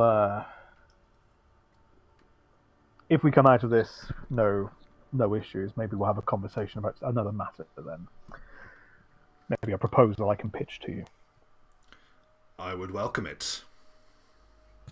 It could bring you money. Well, then I would welcome it gladly. Looking out to what I imagine Ansel really and Obsidian are doing. Yeah, Obsidian and Ansel, what debauched acts are you performing outside? You see, if you put the pole up them, it just holds them in place a little better than if you go down through them. Yeah. Okay. Absolutely. Oh, yeah. It's actually you get a little. The lift is a bit easier as well, isn't it? I appreciate that. That's good stuff. I mean, eventually they do slide down the pole, of course, but that takes some time. And I will. I'll show Ansel the proper way to sort of do a half disemboweling, just for show, you know. Do you have a way of making them stiffen a little so we can put them in a good pose? Well, you just have to wait sort of half an hour or so. That sort of happens anyway. Make sure they're sort of sat in the pose that you want. It's like sort of like a wet paper towel. You just leave it on a thing, and eventually it'll just stay in that position. Ansel holds one of the corpses, so they're like that. Yeah. Just hold it, give that half an hour, all well, and it will stay there. Yeah, we're just going to position all the corpses so they're sort of a warning to. Yeah, I've kind of arrayed them like that. There, is this all the corpses, or is just the bandits? The corpses and the bandits, yeah, the ones that are now dead as well. No, those guys. sorry, I meant the mercenaries as well that had already died, or the bandits as well. Oh no, not the mercenaries. Not the mercenaries. They're probably friends of the people inside. That feels They a bit will grim. But the ones that we Just killed, put over here then. Yeah, okay. So you array them over there, and they can be dealt with should you survive. Very good. it looks ever so welcoming now. Yes. Can you make them move when people get close to obsidian? I'm afraid. Sadly, next level. Sadly, no, not really. But I can. Oh, actually, I can. Oh, can you? Well, we can. I mean, string. Have you got any string inside? Yeah, I mean, I can't. Any I can't move skills in specifically a corpse, but I can move things from distance. Right. Cool. So yeah, that's good. Is there anything else that you want to do defense-wise before the half day is up?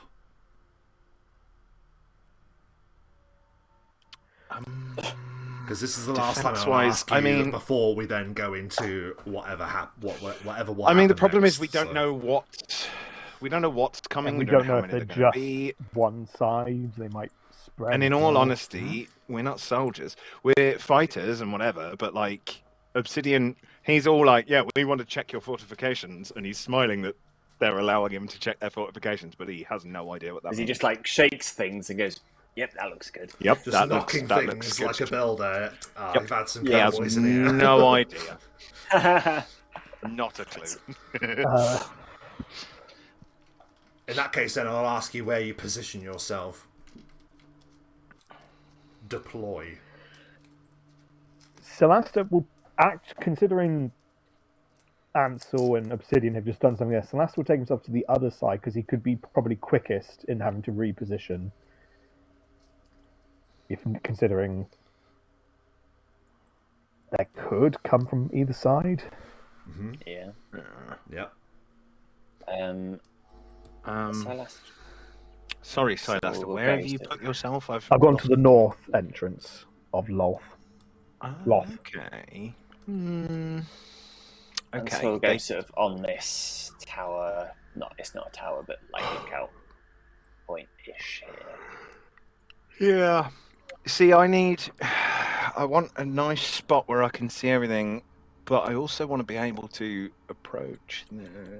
No, I don't, because I've used that for the day.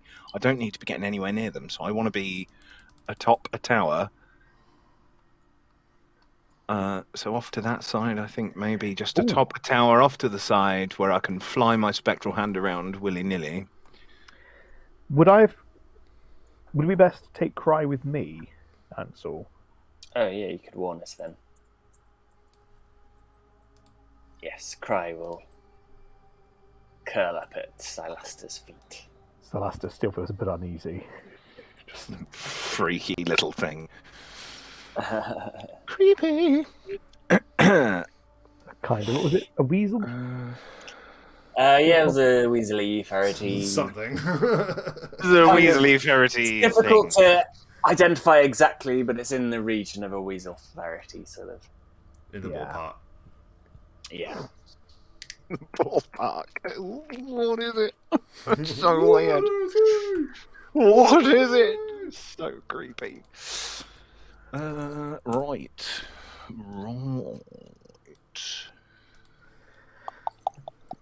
Anything else that you want to do? Or? Really don't think there's any more.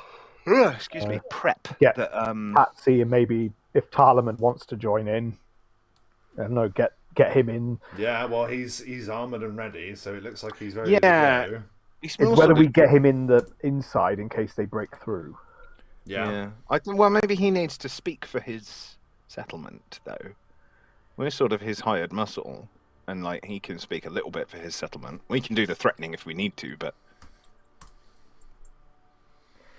Get Patsy on a boat ready to ship out. get Patsy to make tea. We're going to need continual gallons. tea while we fight. I'm not going anywhere, says Patsy. She picks up a spear.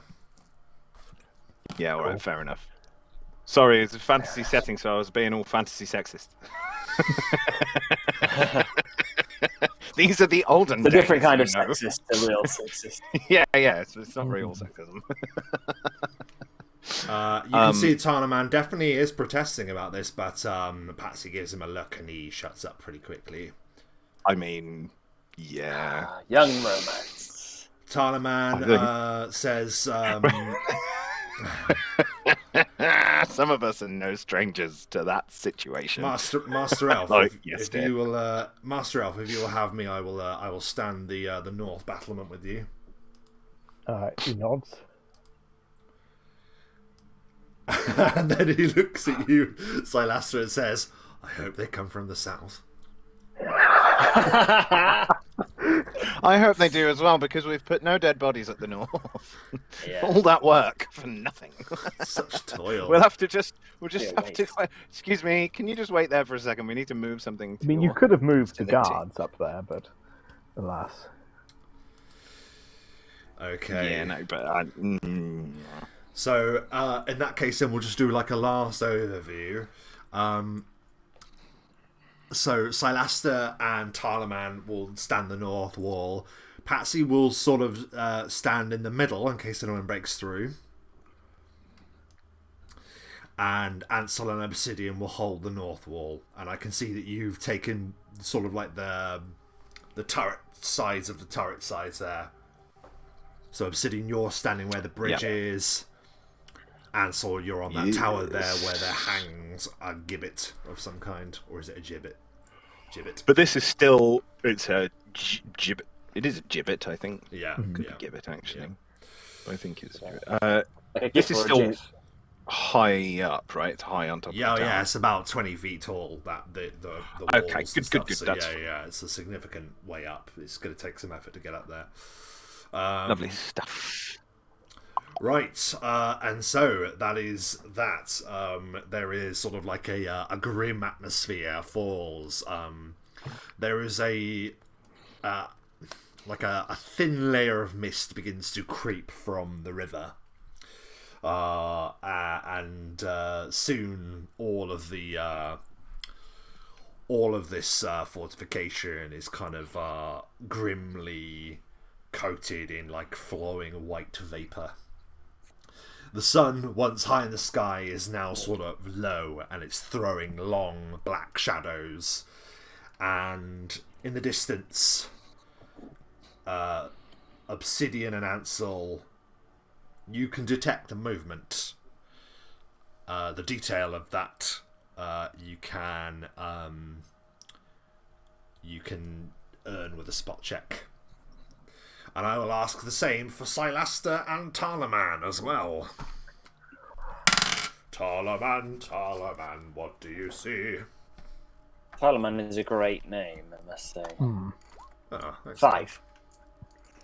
Do I get a bonus for saying the compliment before I roll? No. Does low light vision boost 12? It doesn't boost. Okay, that's fine. 12. Is that a 3? Well, I suppose. Do you want a spot check from me too? Oh yes, please. Yeah. You're all looking. I mean, yeah, again, 7. We're My all short-sighted. lenses fog up really easy. So we'll start with Ansel and In all Obsidian. this You just see glinting off jagged metal. You see light glinting off jagged metal. And it is not long before you hear the clamp and crash of armor. Before you see a mass of vicious-looking hatchets and cleavers and swords. And you hear a cry go up. And horns begin to sound. Vicious sounding horns. Tarnaman on the other side of the wall where you, Silaster, sort of like cranes his neck and looks and sees that there is another force coming from the north, as you had predicted. The same clanging of metal and fearful cries. But Silaster with a 12, it is enough. You narrow your eyes and you recognise that you have seen similar forces before. And you recognise the armour they wear and the cries that they give as a band, a war band of hobgoblins marches on your position. Can I shout that to the across the keep? You certainly can. Hobgoblins! Hobgoblins! It's at that time that I'm going to ask you to roll initiative.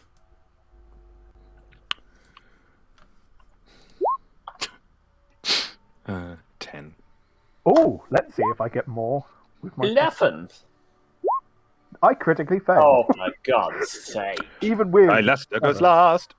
Silaster's too busy turning around shouting hobgoblins. Actually, no, wait. The last time we fought hobgoblins, I critically failed on my initiative. Yeah. They're your great weakness. They Yeah, are my man. weakness. You're weak to hobgoblins. I'm weak to nets. Hansel, what are you weak to? We haven't discovered your one weakness yet. Love and happiness. Yeah. Kindness is my positive weakness. mental attitude.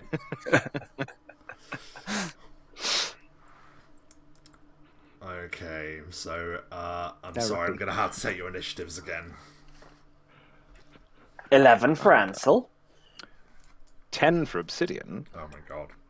Critical fail for Silaster.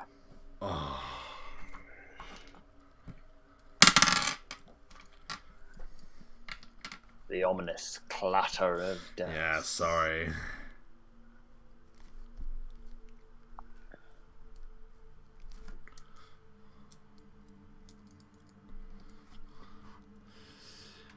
It's going to take me a little while, sorry. I am doing group initiative, but there are, as you can probably see, a few groups to go around.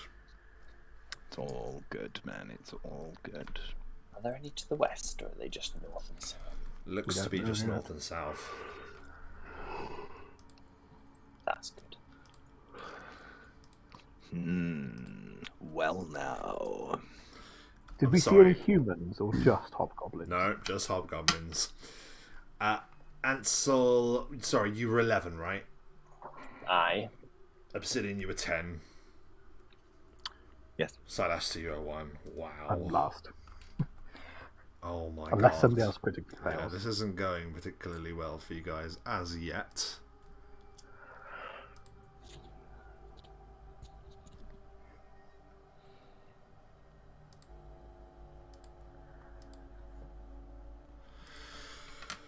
Oh dear.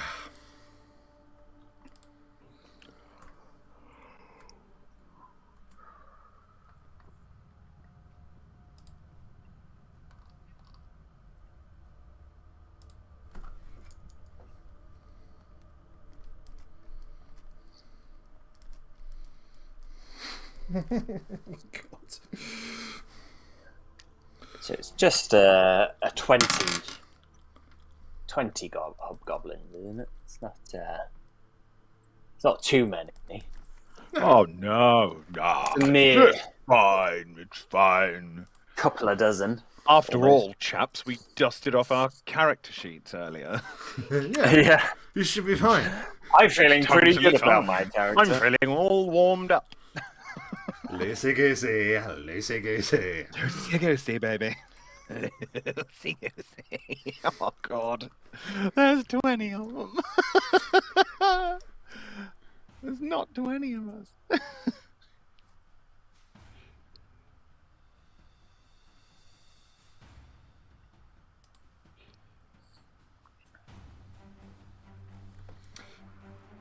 You hear the clatter of their armor and their shrill war cries. It isn't difficult to notice the symbol daubed across their armor in blood, that it matches the symbols that you had seen on the armor of the hobgoblins you fought before. So this is clearly a warband that operates regularly in the area.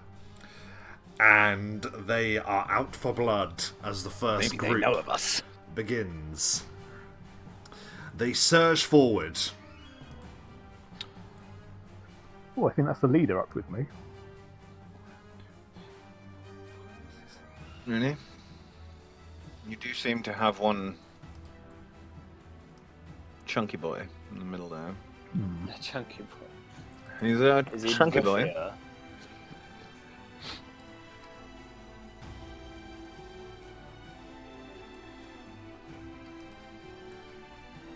And they move up using their full movement. You notice a second group as well, rushing forward. You see that they take great care to avoid the bodies dappled around the area.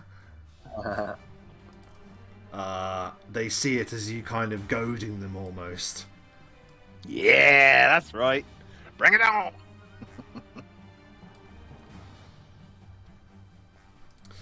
This one here spies you at the top of the wall. Ansel, and he will fire an arrow at you. Armor class. Flat-footed is 15. I don't know if I get a bonus for being behind a wall, but Oh yeah. If not- Well, there would actually Yeah, be. have we That got would actually any give you. Yeah, definitely. There's percentage definitely cover or the not the ramparts. I used to know the word for them. The dippy battlements? bits. It's just the Yeah, battlements. battlements. Crenellations. Crenellations, thank you. The crenellations protect you, giving you a +2, which is what actually defends you as the arrow clatters into one of them, narrowly avoiding you, Silaster. Another shot. Ansel. Ansel, sorry. 5, There's too many 10, S's in 15, this 20, party. 25. We'll go there and does get clean line of sight on Obsidian. Armor class, flat-footed, please. Flat-footed. +2 because of your cover. So flat-footed is 14, so 16. That is an 18 on the die, so that is a hit. A vicious-looking bum, bum. bolt flies up to you and slams into your shoulder, doing 4 points of piercing damage. Okay. Can you perform a fortitude saving throw, please? Is it Poison. poison? It is. Okay. Did you get a bonus to poison? I do. +2 versus sleep, stun, paralysis, poison, and disease. Excellent. Because he's half dead already. Oh yeah. It doesn't do a lot. Ooh, you wee devil! Look at that. You Definitely feel doesn't some when you roll invasive substance try and cling onto your nervous system in some way. But Already. it's just the way that you are just repels it and doesn't really bother you too much. Great stuff. Unfortunately, we now move north. Hello. As the rest of them go. These, however, deploy. The first one will deploy.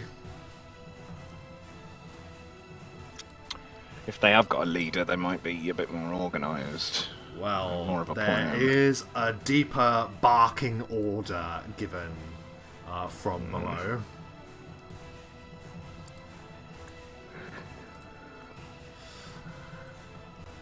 As a few of them begin to mount ladders, but on the buildings opposite the walls.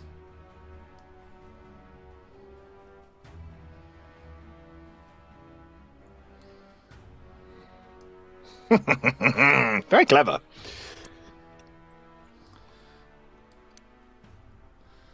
You gotta shut that shit down, Silas. There. Absolutely. Yeah, they begin to converge, and it's pretty terrifying to see, to be fair. They can all get up there. Same with these guys.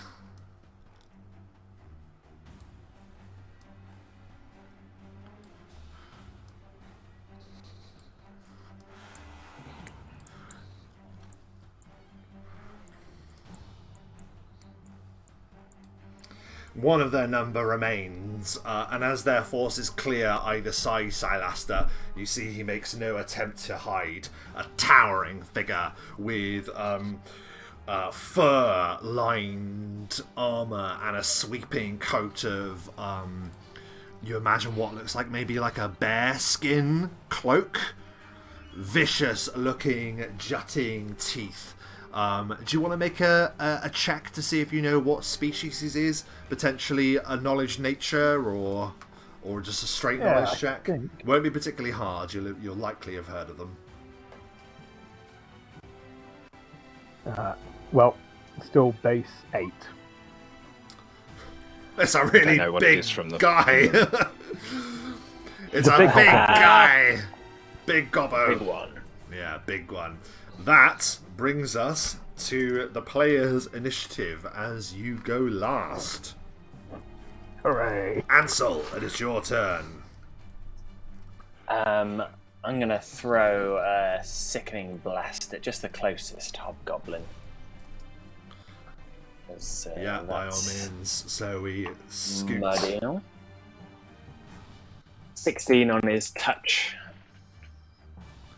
Sorry, which one are you going for? Do you mind just lighting him up for me? Oh yeah, just the closest one. This. Oh yeah, him there. Yeah. Yep. Sorry, so you're going for his touch, right? Yeah. Yep. What did you get? 16. 16 is a hit on his touch.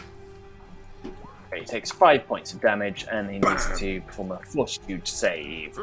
DC 15. Give us a fortitude saving throw. Let's go. That is a save on the fortitude saving throw. Cool. He is fine then. I might as well at this stage throw out a curse as well. On the same guy. Yeah. Will save this time, DC 16. That is a failure. Where the first one failed, the other succeeds. He is racked by your curse. What does he get again? Minus... Excellent. He gets -2 to attack, saves, checks, and weapon damage. Cursed. As everything around him looks sharper, the corpse next to him, well, not next to him, near him, looks like maybe it's turning its head towards him out the corner of his eye, but when he checks again, it hasn't moved. Its boot takes a step back, slamming the parchment with the that jagged script into the dirt where it was left. Anything else on your turn, Ansel? No, that's it for now. Obsidian, it's your turn. Hello there. Hello there. Hello there. So, right about here, I would like to, reach out, utter an incantation, and I summon from the ground, as in the owlbear in a funeral dress. The owlbear skeleton in a funeral dress. Oh, that's what did right. I use I last wish time? I want you to find that exact. An owlbear skeleton in a funeral dress, please. I will attempt a Photoshop challenge. I should be making these and sending them to Rob to go here, just so that you're aware. I'll do it. I'll make it and send it to you next time. I'm going to see if I can find what I used before. Basically just a large black mass of some sort. It doesn't matter. Just do like big shadow or something. It's I've got what I've used before. I've had to go. But yeah, it's I call it the grieving widow. She and the owlbear has like a veil, a black veil on and everything, but it's just like a large will appear literally there. or you wherever you like. Well, yeah. What I'm doing is I'm posting what we have been using into my tokens page. So if you ever ask for it again, it's there in future. So that's now done. I will now bring him. I know. I'm going to try and everything I summon is going to be a bit like specific and weird. So I will try and I'll make figures. I'll make things. I like that. Them and send them. I like that it's specific to you. Now, where? Sorry, it's better if I just paste. Just paste it anywhere, and I'll plonk it on. See. Okie dokie. Oh, that's and you immediately have control as well, so that's handy. Yes, I do. So it's going to feel appear in control. Thank you very much. You feel in control.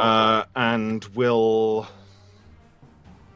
I mean, it's going to appear there, so it's going to just go 2 claw attacks. Oh, and 1 bite. Okay, so we'll do 2 claws and a bite on this guy right here. And that is going to be a damn sight better than any of my normal rolls, which is why it's good to summon these bad boys. Thank you. So...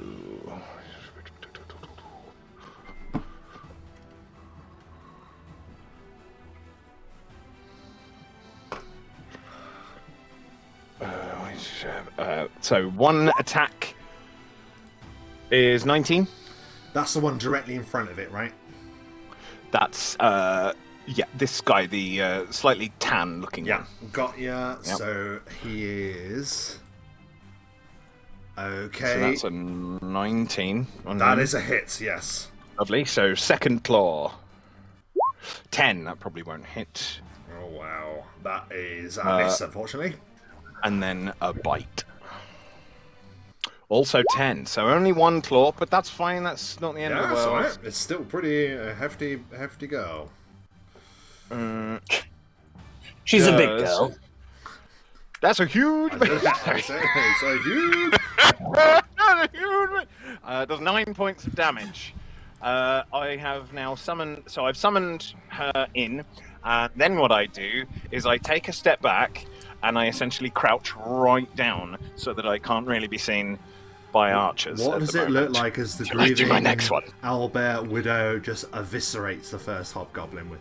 Amazing! Bang! Yeah, the grieving widow just shows up and like he's running towards, so she just sort of smashes the back of its head, and like just sort of blood goes everywhere, and it just flumps to the floor, just like rips the back of its fucking head off. Amaze balls, that was cool. Anything else on Obsidian's turn? Let's say no. I just take a step back and crouch right down so I can't be targeted. Okay. Or certainly not as much, anyway, by the archers. Okay. Talaman's turn. Oh, Talaman goes before me. You got a critical fail, didn't you? I know, yeah, I just went above. I was going to say, well, yeah, obviously. He pulls what looks like a heavy crossbow. And just... It's already racked. He just slams it to like hold it onto the battlement, so he can just get like a proper aim like that, and hair triggers, dunk, and he fires at one of the hobgoblins.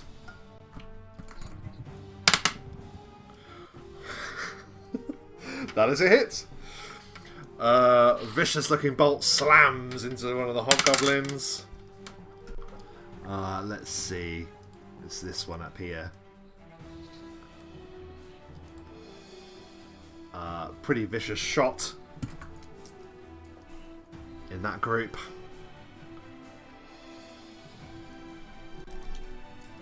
Okay. And then Talaman will then use his movement to reload. Patsy's going to run into the storehouse to grab something. She'll be back. That's her turn. It better be a cup of tea. For fuck's sake. So sorry. Right. And then, last but certainly not least, Silaster. What do you do? Silaster enters the fray. Silaster's just been shouting, "Hobgoblins! Hobgoblins!" Unaware that you guys have already started conflict with them, and I'm like, oh, they're here. So, Keep shouting it for ages. Hobgoblin! basically, yeah. As a swift action, I will drop into Child of Shadows as a bit of smoke covers me. Then, as a free action, I'm going to quaff a potion of mage armor. Okay. Then, as a standard action, I'm going to quaff a potion of bull's strength. Bull strength, you say? Bull's strength. Very good. Seeing as that's an extra free, so that would be my standard action. And then I'm going to... How high is the wall?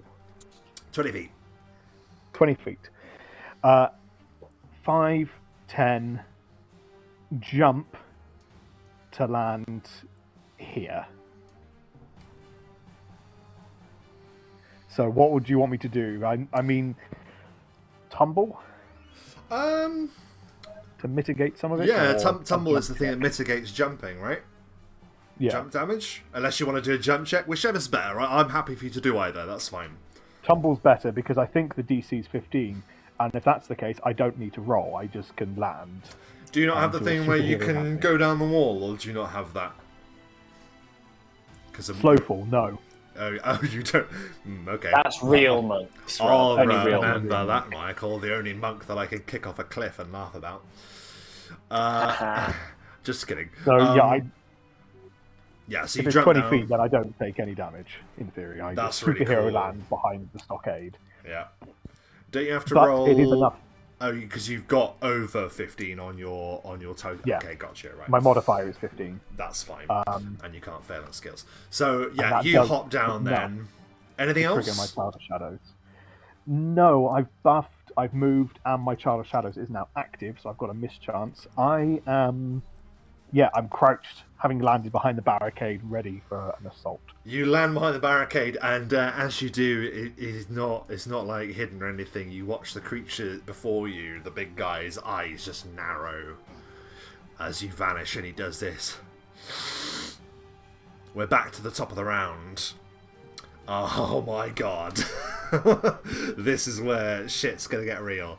So, we move the camera over here.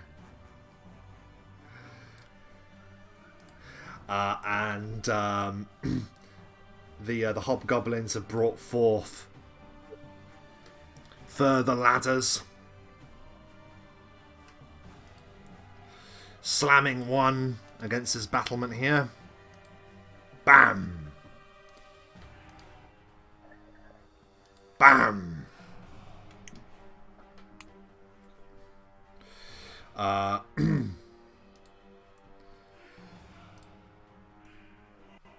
Oh, wrong window. 1, 2. Okay.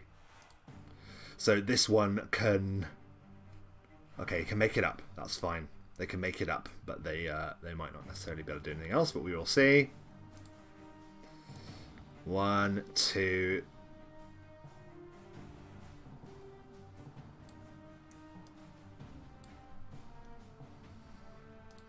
The one that you've cursed and Saul is the first up.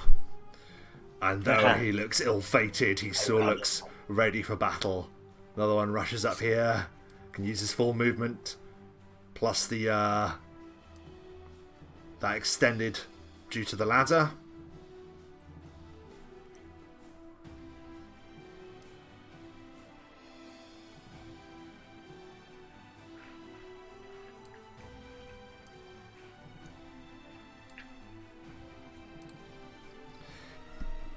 That's their turn. This one. What has the owlbear got reach on these guys? Just double check. He's large, so Yeah, that's what I was thinking. The two here, I mean, closest to the ladder. Space 10 feet reach, 5 feet. So So no. 5 feet reach is just the standard Yeah, so he's only got reach on that guy. No, not on them. On That's the ones on fine. them. So up now.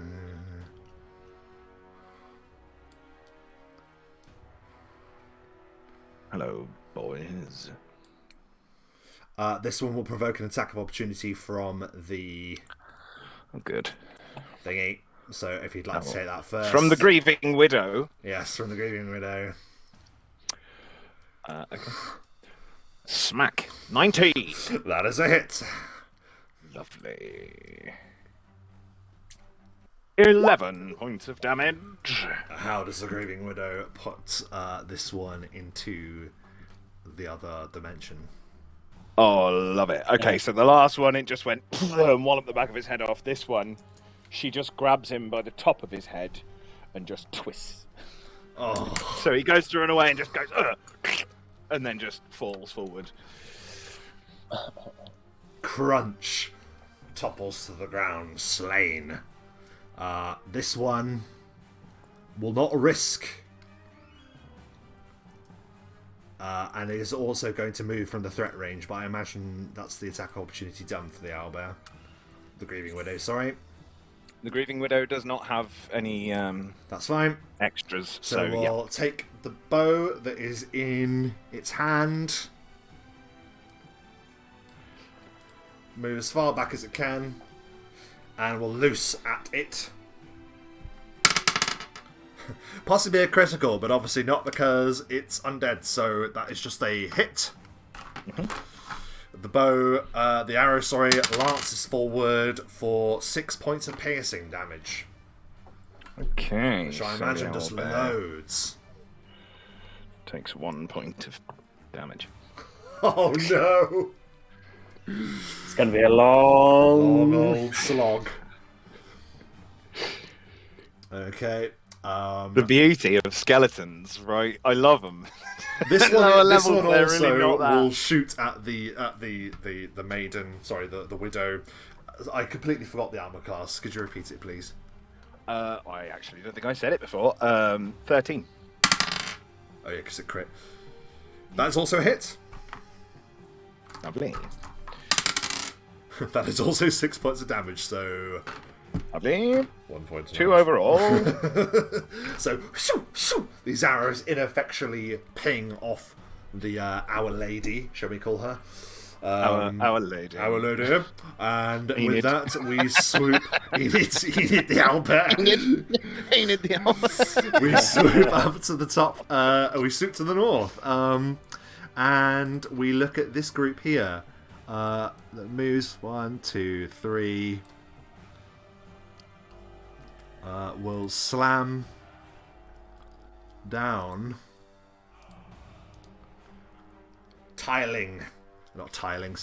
Roofing that has been fashioned into a bridge.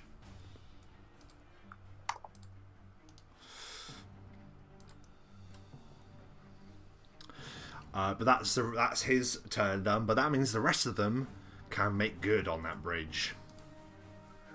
Whoa. Oh yes. The wall that was so easily abandoned by Silaster is about to be utterly swarmed. 5, 10, 15, 20, 25, 30, 35, 40, 45, 50, 55, 60. Swarms onto the wall. 5.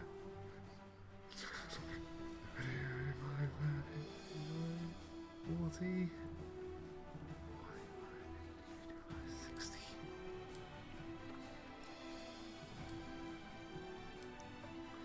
This one won't run. This one will stay on the wall and will...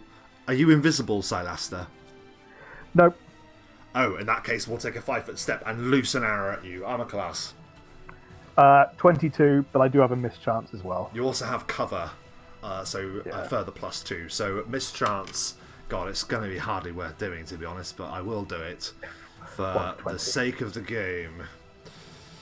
D100... sorry, what is the percentage again? 1 to 20s in this. So 24 with my cover. Arrow arrow just slams into the barricade before you. This one sees the same and will do the same. It's going to shoot and doesn't. You don't have cover from this shot, as you can see. Miss and 22. Yep. Won't lie, we'll have to do pretty well. That's a miss. Arrow just passes you by completely. The rest of these, though, are, you guessed it, are going to probably do exactly the same. I just realised I haven't moved the camera. There we go. So yeah, this bridge is slammed down there, and then that is going to be mirrored by the hobgoblins on this side, who bring it forth and slam the bridge to that battlement there. So that was this guy. Let's see. Where is he? Where's one? There he is. So one goes there.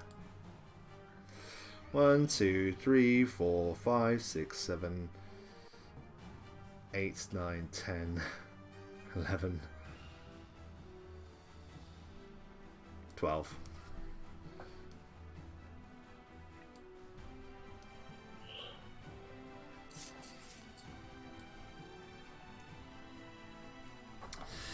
I think that's them. Yeah, that's them.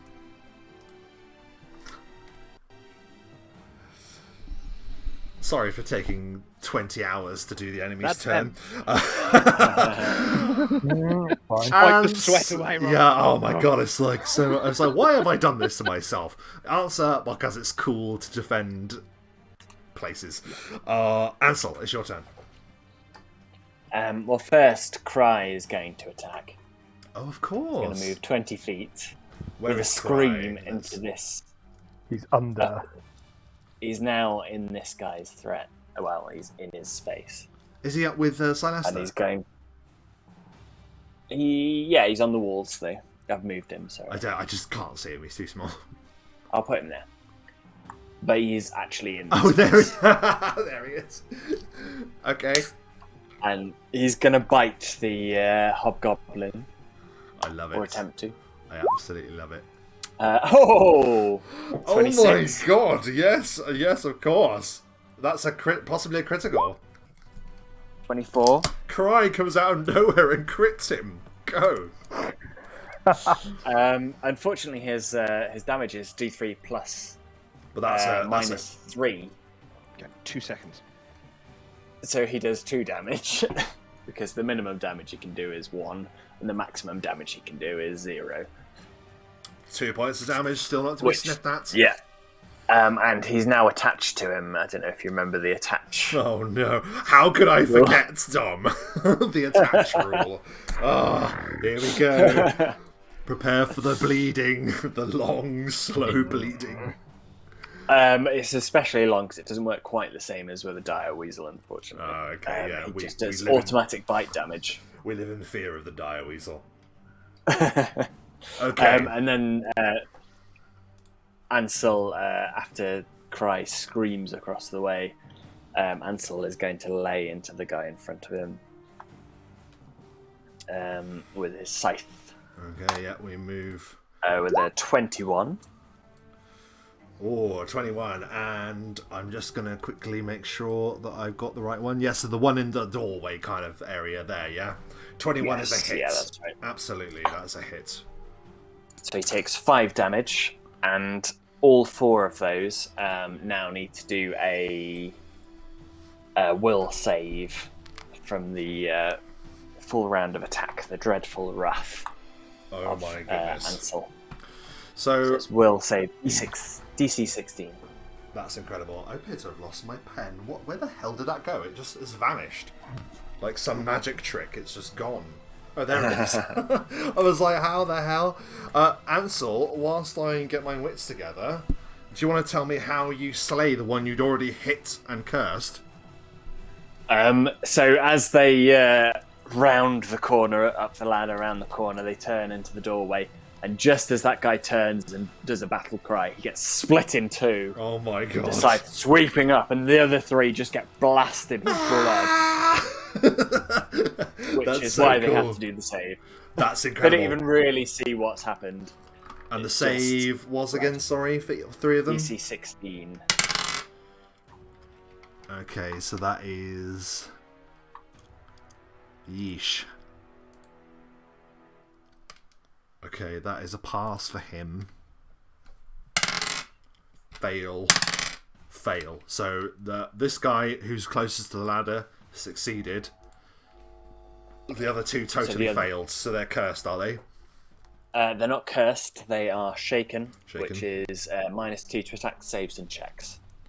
Shake, shake, baby. Okay, so they are just shocked by this uppercut scythe that just rips that guy in half. They stand wavering in fear. What next? And then I'll throw another curse out.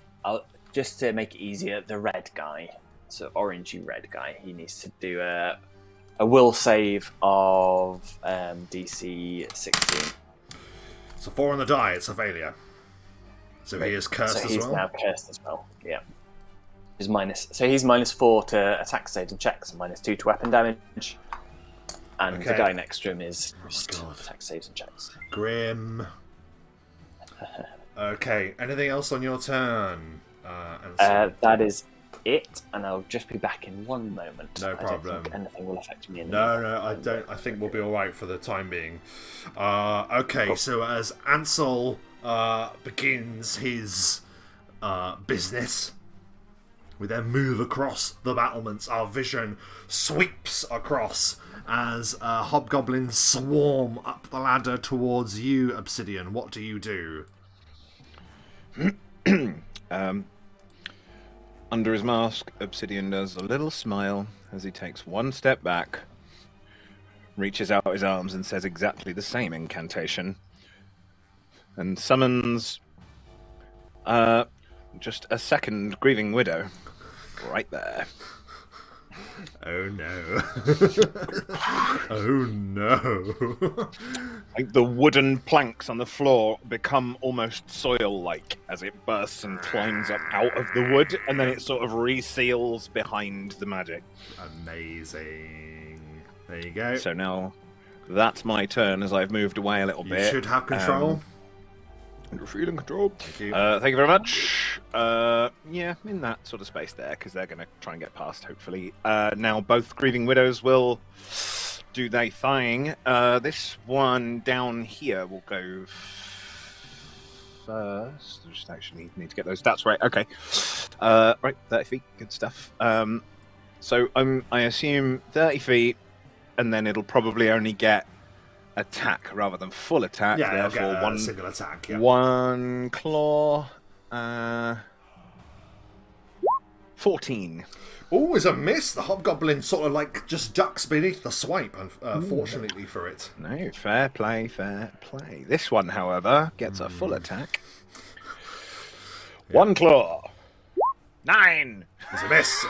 Yeah. It Second takes out the claw. wall next to him. 25. Clears the way for the second strike that slams him hard.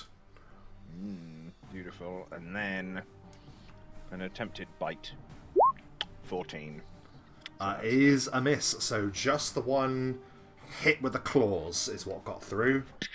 7 points of Oh! Mortally claw wounding the slashing hobgoblin. damage. Mortally wounding the hobgoblin. It staggers. Black blood paints the floor at its feet, and it goes. Anything else, Obsidian? Well, I mean, as a free action, I'll turn on my fear aura, in case they get close enough to me for it to become a thing. Nice. Okay. But Do they do the I save don't need on to do their anything, turn? really. It's They do the save on their turn, right? all on my summons. Yeah, if they become within 5 feet of me, it's a continuous aura, it's like 5 a feet, dragon gotcha. fear aura. So they have to basically be next to me for it to work. But Nice one. All right. Epic. Just That's me. epic. Our vision sweeps up to the north, where the hobgoblins are amassing here too. One gives a cry as Cry latches onto it. but it is Talaman that has already reloaded and takes another shot. And he shot at... Who did he shoot at? He shot at number 4 over here.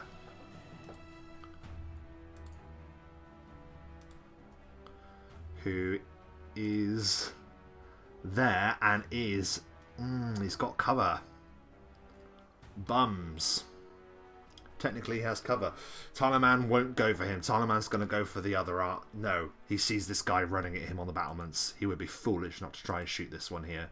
So he is going to turn the crossbow and from the hip, like a shotgun, fires the heavy crossbow at this guy here. Thunk! Oh my god, Talaman should be a warrior. He's wasted here. That is a hit. The crossbow bolt slams into the hobgoblin, mortally wounding it, not killing it. And that leads us to Patsy, who is busy rummaging inside one of the stores. Anything else on her turn? No, that'll do, I think, because she's looking for something in particular, and she failed her search check. Silaster, we are now on to your turn. Okay. Didn't think they'd do that, so I will. No, I didn't think you did. Ignoring the big boy, who's just glaring at me, I will. I'm going to look up to here because I need to have line of sight. I can see the top of the bridge. And I shall close my eyes, and as I reappear, I have shadow jaunted onto the bridge. So I teleport up onto there. That's a standard action, though. So my movement... 5... 10... I'm going to provoke a tumble check, but that's 15, so I don't need to. I can just move to here. So that's okay. 15... 20, 25, 30. So I get to there. And that's all I can do. But my stance is active. Really good. And I think a good move, definitely. Sorry, I need to move the camera to show what you've done. There you go. So you've hopped up over there and moved into here. Very good. Okay. So nothing else on your turn, Silaster? Can't, no. Okay. Let's see. I forgot to take a particular turn, so I will take it now. He delayed. He delayed, thank Is you. it Yes, he's Patsy? delayed. Yes, he's delayed.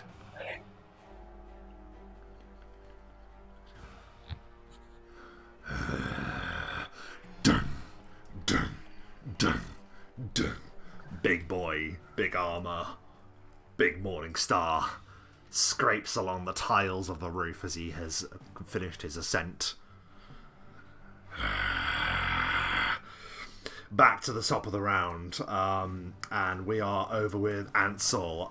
The shaken enemies before you seem to rally up some effort, which allows them to push towards you. This one, first of all, the only one that didn't succumb to your power will take the stand first. A free 5-foot step, kicking his fellow over the edge so we can see where he is. Just rushes forth and is going to make I think it's the first attack of the hobgoblins. Vicious looking long sword just stabs at you. AC 17. is a hit. Ooh, boy. Whoa, that is 9 points of slashing damage. It just rushes forward and just catches you across the side. No. This isn't good. Not a lot. That's too much. That was a lot. Oh. Oh, He, much so and knocked him he out. killed him. Killed him! And he is down. You killed him. He's gone. He's back. Ansel, are you back? Blink. He's cast blink on himself. Oh, he's moved. Has changed. Hey. Hey. He lives. So that was 9 points of slashing, Ansel, if you didn't hear me.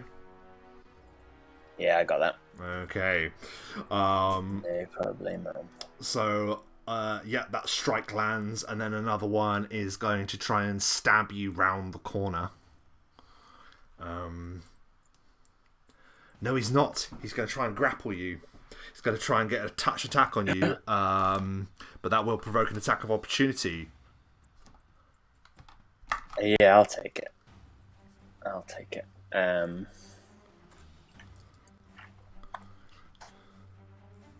16. Isn't a hit. However, here is... Okay. This one here, if I'm not mistaken, is badly shaken. He's not cursed, he's shaken. Yeah, he's the one that's shaken. The other one is shaken and cursed. He is going to try and land on your touch armor class, which is... 17. No, touch, sorry, is 12. Possibly a fumble. That is a fumble. He fumbles on your touch. He tries to grab out to you and fails. And for that, he will be punished. He will potentially drop his sword, I think is probably the... No, he hasn't got a sword. He'll potentially fall over. He falls over. He just lunges for you and then tumbles to the ground as you move out of the way, Ansel. As you move. And that leaves just the one more. I think he's just going to try and push through you. Now, can you just move through an enemy square? Not without attacks of opportunity, but... I've used mine. He's used it, so he's going to. 5, 10, 15. I'm actually not sure whether you can move directly. If you have to move through... Actually, that doesn't make sense, does it? Because you're holding that bottleneck. There's no way you wouldn't get to stop him. You could try and push me out of the way, I guess. Yeah, that's what I will say. He will attempt to do the same. So that will also... No, but then his mate's in the way. He's not going to be able to do it. No, he's not going to be able to do it. I'm just going to say he stays there. He's the one that's cursed. I'm going to say he's reeling. And I'll actually have him perform another action that won't become apparent just yet. I'll have him do something else, so he's not wasting his turn. That is that group. We swoop over to the horror show on the other turret, where another terrifying Grieving beast stands, the Grieving Widow. Not her turn just yet, though, as it is... Ooh. And it is the Hobgoblin's attempt to break through. This one, with its heavy mace, is going to strike valiantly at the beast. I don't know if it's because it's bludgeoning. I don't know if it's a skeletal creature, but that's what he's using. That is a 21 to hit. Oh, that hits. Wow! 8 points of bludgeoning damage. Takes 8 points of bludgeoning damage. Ah, got it. No, Still has quite a lot of hit. Yes, I imagine it probably does. With my valiant hobgoblin strikes with the that there number 2 there, mortally wounded, is going to valiantly. No, because that's occupying the square. See, that's become awkward. You've obviously placed very well. It's going to stand there and it's just going to try and stab around the door. And that's with a spear. So that is... Oh, hang on. I'm sorry. Oh, that one. Right. I was looking at the one with the crossbow because I thought we'd moved down there. No, I got it. Yeah. This one's with the spear. Right. One's bit. Stabs at for 19 to hit. Yep, that's it. 6 points of piercing. So it's taken 9 points of damage. That was them, I believe. I think the rest of them are gone. Yep. They do it chunks of damage, but it's just completely reactionless. All they see are these massive, like, through the veil. I don't know if you've ever seen an owl skull, but the eye holes are just freaking massive compared to the rest of the skull. So it's just like huge eye holes looking at them. I'm rolling for the two archers here that are facing off against the other maiden. That is a 15 to hit for the first one with an arrow. 2. Oh, the other one over the other side. Sorry, I didn't see them. But yeah, that's a hit. Okay, that's a hit. For Max, that is 9 points of piercing.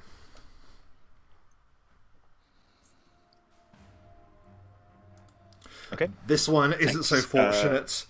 Some of that. It's going to provoke an attack of opportunity. 5, 10. Yeah, it's going to provoke an attack of opportunity. It tries to run. Maiden gets a shot. Smack! Clothesline! Absolutely belts him with a 20 to hit. Roll your damage.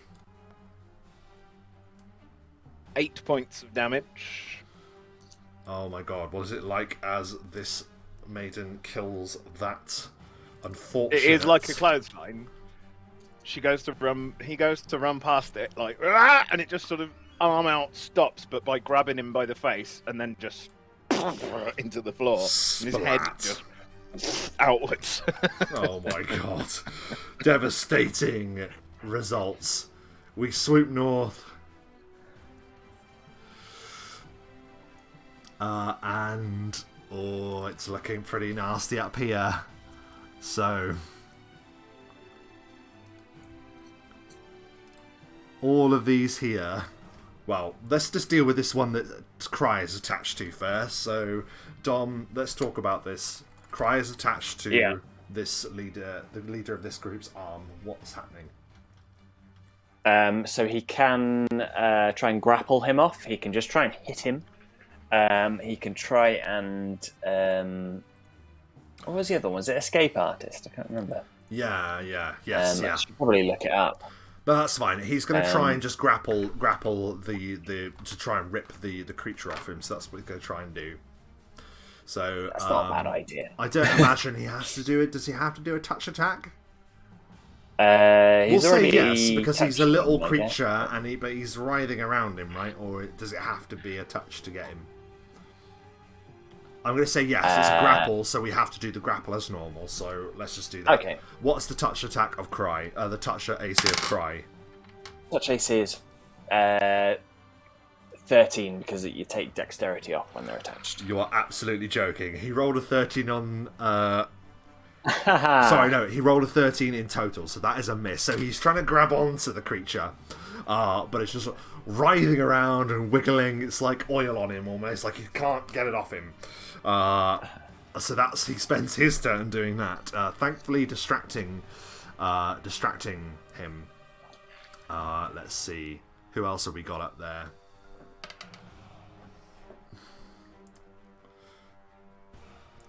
Just loading it up there. There we go.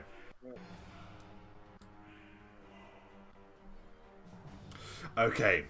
So this is where hopefully things start getting messy. 3 5-foot step for this hobgoblin to here. It's going to strike viciously with a long sword at you, Silaster. Well, let's start with the AC, and if that hits, then we'll do the miss chance. So, 22. That's a good idea. Why have we never done that before? That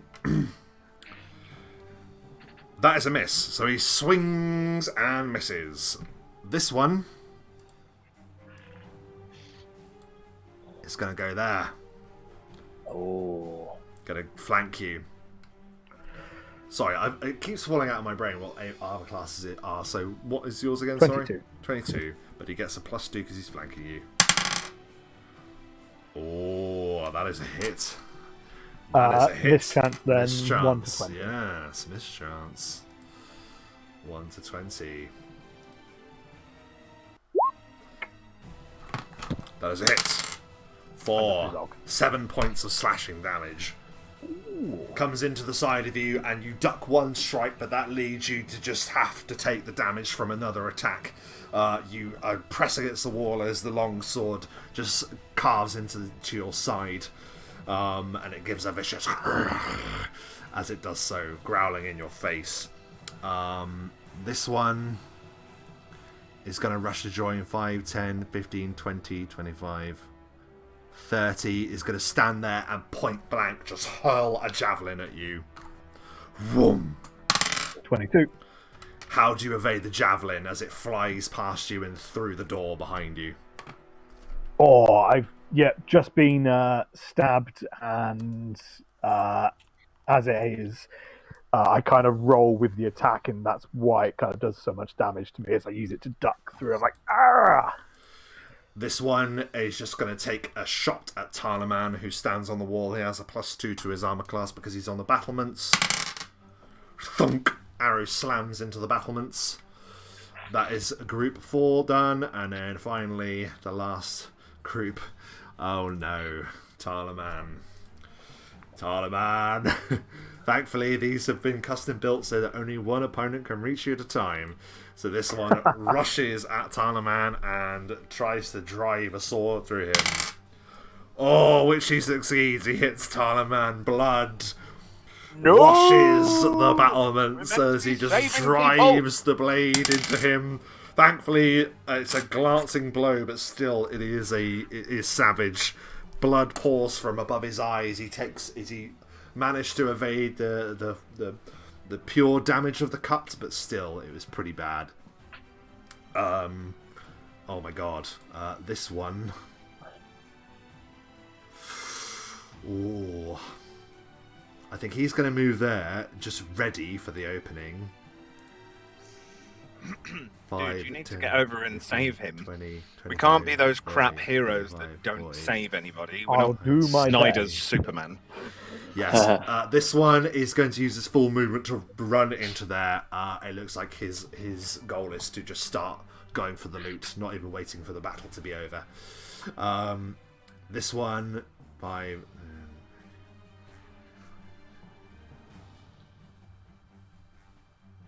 Just going to stop there. This one is also going to take a shot at Tarleman because he's the only one there. Shunk!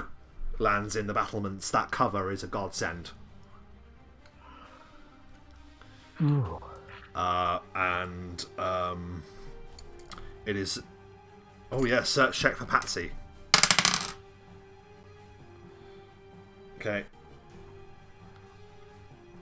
Right, Silasta, it is now your turn. Wait, hang on. Oh, Isn't it sorry, hang Ansel? on. No, sorry. I'm the big boy. That is the end of the Hobgoblin's turn. Ansel, it is your turn. Great. So, because Cry's attached, he automatically does his bite damage, which is 1. So the Hobgoblin takes 1 point of damage. It's probably like bitten onto his finger. And then Ansel is going to back up 5 foot so that he can let off a Eldritch Blast at the guy in front of him. On his touch, Guy in the doorway. 19. 19 is a hit on his touch armor class. So he takes 5 points of damage. Bam! Gives a Yes, cry Jesus. as he slams back against the wall. Not dead, though. DC 15 Fortitude save. That's a failure. Excellent. He is -2 to attack, saves, checks, and damage. Shaken or cursed? He is sickened. Sickened. Sickened. Of course. Yeah. You said, yeah, So sickened. all 3 of them are now somethinged. Yeah. Yes, they are. Shaken and which cursed and is- sickened. It's a Oh, glorious, I like it. glorious pit of despair and sickness. Anything else on your turn, Ansel? No, I don't want to use another curse at this point, I don't think. Okay. Obsidian. Obsidian, I'm gonna Obsidian's just going to hesitate slightly and let both of his summons do their business before he casts anything. Well, not both, because one of them actually is just going to... sorry, I just have to... So to there.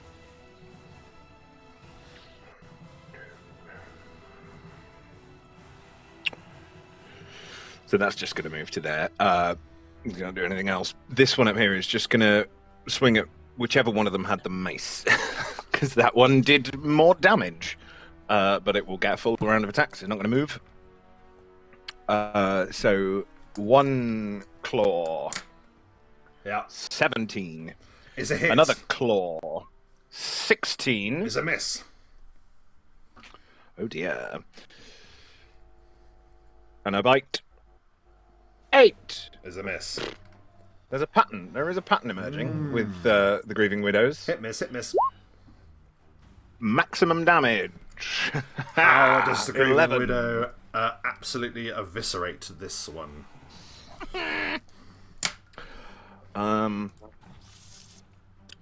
Yeah, I think it's just kind of as the mace is coming in, the Grieving Widow just kind of bashes the mace out of the way and then just whacks him like upwards, and his neck breaks as it snaps back. And he falls back. And there's only over the one left. So at this point, as a move action, Obsidian moves 2, steps up onto the wall there, Yeah. just looks at the hobgoblin, does that, and just steps off. And lands quite nicely on the floor beneath Ring of Featherfall. Of course. I am out of range. Ha ha ha ha. And that is my turn. Very good. Actually, no, he can do...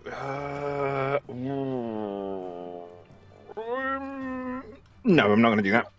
I was going to say, because that was just a move for me, I could summon my Spectral Hand to move over there, but I'm not going to do that just yet, because I'd have to get there.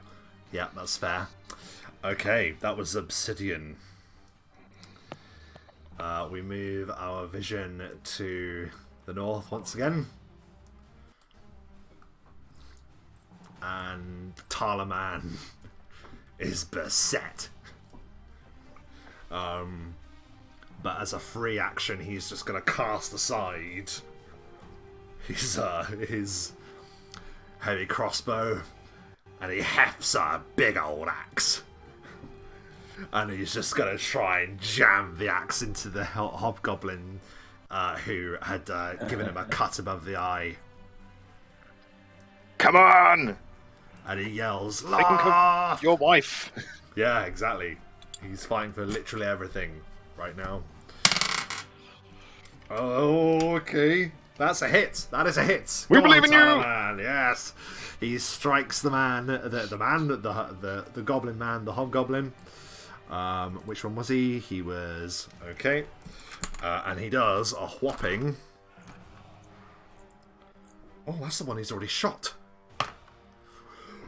Oh, my God! He gives a feral cry. Ah! And just brings the axe across the goblin's head and decapitates him. Its body falls to the ground. Slam! Lands next to its ally that gives a fright. He's a badass! He really is! He's a fucking badass! Mechanically, he isn't. Stats-wise, he isn't. It's just he's rolling really well. He's gonna be. Surely after this, he's gonna gain a bit of experience. Well, if he makes it, he's still not looking great, put it that way. I'm holding up a banner. XP for NPCs. And then the movement began. That was Talaman's turn. Patsy has found something in the storeroom and is now making her way back out. Teabag. You can actually go inside these and remove the ruse, but for simplicity, I haven't because there's only so much time in the day. So that was Patsy's turn. That'll be her turn. She'll be on her way back soon. Silaster. Yeah. Beset by 3 hobgoblins on your own in a turret. What's going to happen? Well, I was wanting to run to Talaman, but I'm kind of got my own issues here. So I will just tackle the red one. Okay. The one on my left. And I will attempt a clinging shadow strike as I blade across his eyes. You don't understand. Silaster's not stuck up there with them. Stuck up there with him. 27 to hit. Oh my god. Which one was that, sorry? The one on my left. Okay, the one that ran in to try and flank you. Gotcha. Yeah. Okay, he is... Yep, gotcha. That, yeah, absolutely. That is a hit, by the way, in case you couldn't tell. Yeah. So that is 17 damage. How'd you kill him? Again, I try to blind them, and there's no need. I just cut straight through the eyes. Like, you hit him in the eyes, yeah. So that's that. One Then, down. Slams to the wall, slides down, motionless. I'm going to tumble. I'm tumbling through threat ranges here. Yes. So that's DC 25. Yes. So to not provoke an attack, I need to not... is it 25 or 27? Because there's two... I thought it was 26. Doesn't it just plus 1 for it every goes by 1? 2. Oh, does it? So it would be 27 if 27 it is, if then. it's both of their threat ranges. God, that becomes radically harder, doesn't it? Wow. Let's But I suppose it see is a then. radically harder thing to do, so sure, roll it up. 27. That's on it, but that doesn't exceed it, unfortunately.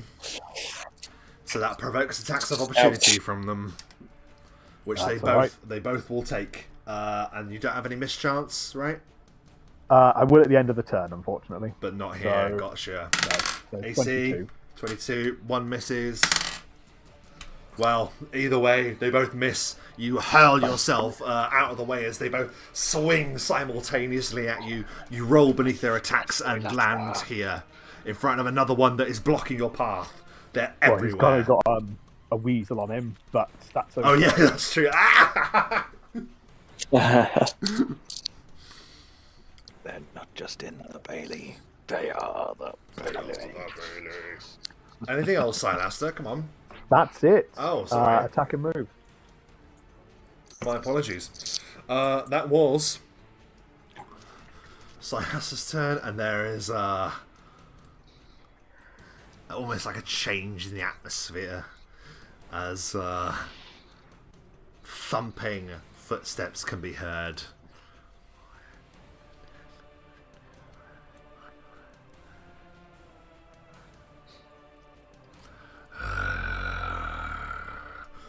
The great looming bugger. shadow of a terrifying, almost large figure. He is large, but mechanically large figure stands now there on the side, crossing the bridge to enter the fray. Vicious-looking morning star in his grasp, a thick shield at his arm.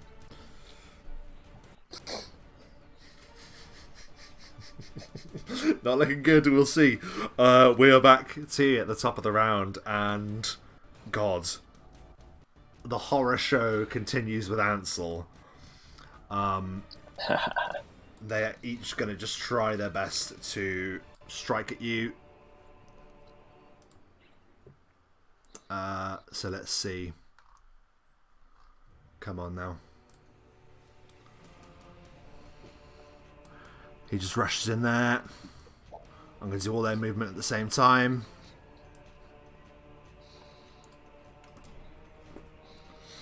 Now they are badly affected. So this one is the second one.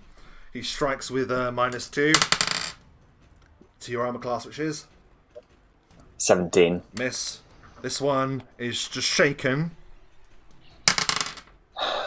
Is that possibly a fumble? But then rolls a crit, so actually that's just a miss.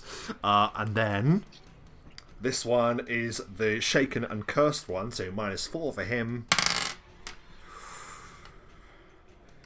rolls. No, there's a miss. Oh my god. Well, your curse was the thing that prevented you from being struck that last time. So what is it about your curse that prevents him from making that successful attack, Ansel?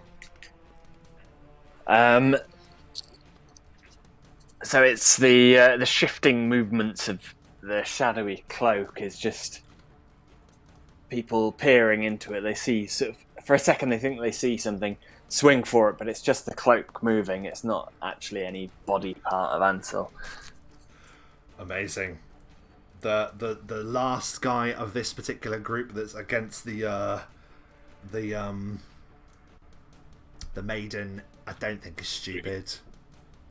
Is going to provoke an attack of opportunity. So it will provoke an attack of opportunity off the widow. Take it as it begins to move away. 17 is a hit. 9 points of damage. Having been mortally wounded quite early in the battle, this is a long time coming. This one backs away, but bam! What happens? What happens? Oh man, I think he goes to run away, and if we're going filmically, he goes to run away. Camera cuts to just in front of him as he runs away, but a large hand just bursts out of his chest and then rips back out, and then he just falls forward. Well, a large sort of clawed wing tip. Congratulations, Obsidian! You have taken out Group 2. Congratulations. Good job. We are now on to the last of Group 3, which is this guy here. And he, in fury, just looses an arrow at the other grieving widow. 19 on the dice. That's going to hit. 8 points of piercing damage. That's the one on the ground. Oh, one on the ground. How many? 8? 8 points of piercing damage. Nice. They've done that one. 9 points of damage altogether. Oh my god, come on, Hobgoblins. Let's go. They're doing alright. Yeah, they're alright. I mean, damage reduction in this... Yeah. Against everything but bludgeoning is a pain in the ass. Oh, right, yeah, of course. Not to me. Yeah, not to you. I love it. Oh god, right. So we move back up to the north and... Oh, Silasta.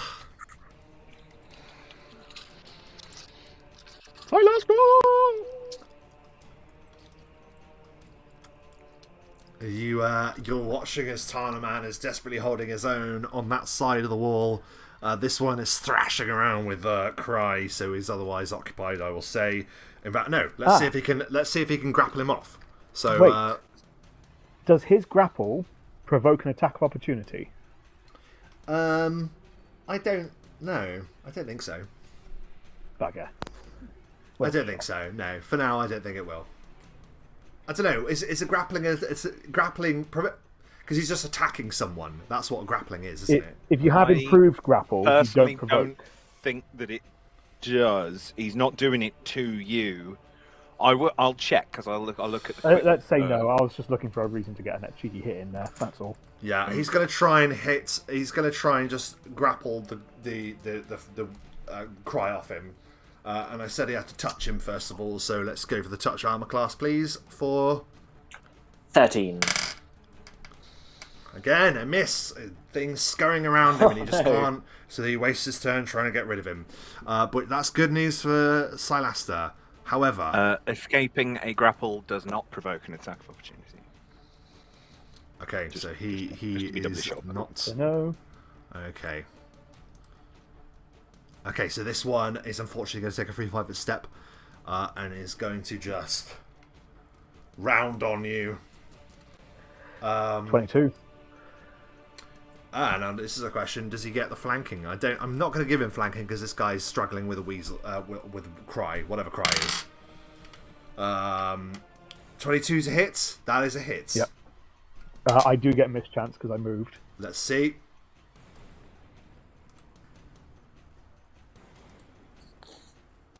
Whoa, The fates are not kind to you here. Vicious-looking hatchet slams into you for 4 points of slashing damage. Bam! This one is just going to stab through the door. He can just do that. That is going to be a miss. A spear just stabs through there, but you're able to evade it. The other one is dead. We are on this group, who, are a little bit sporadic as well, actually.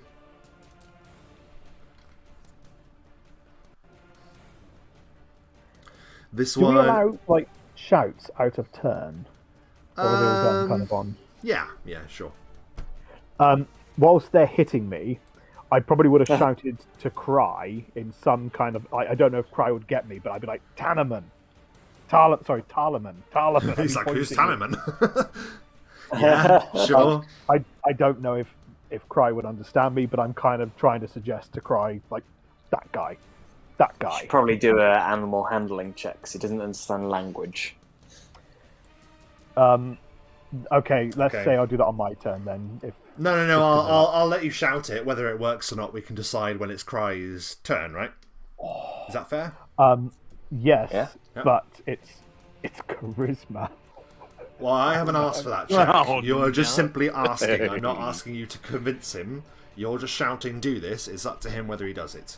And we will determine that when it's his turn. Are we doing it on handle animal? Well, I was going to... Unless you want to, if you want to do a check, we can absolutely do that. I was just going to leave it at you shouting at him and him deciding whether or not he obeys. He is on your side. Like, I don't know why you'd have to... I guess it's up to Dom, if he would just listen or not. It's up to you. It's about the animal being trained, because it's about your body language being good enough to... Yeah, but he's not a normal animal. He's not, but he still doesn't understand English. Well, I don't know about that. That's why I'm waiting for Dom's turn. So we will decide it when we get there. So these have rushed down here.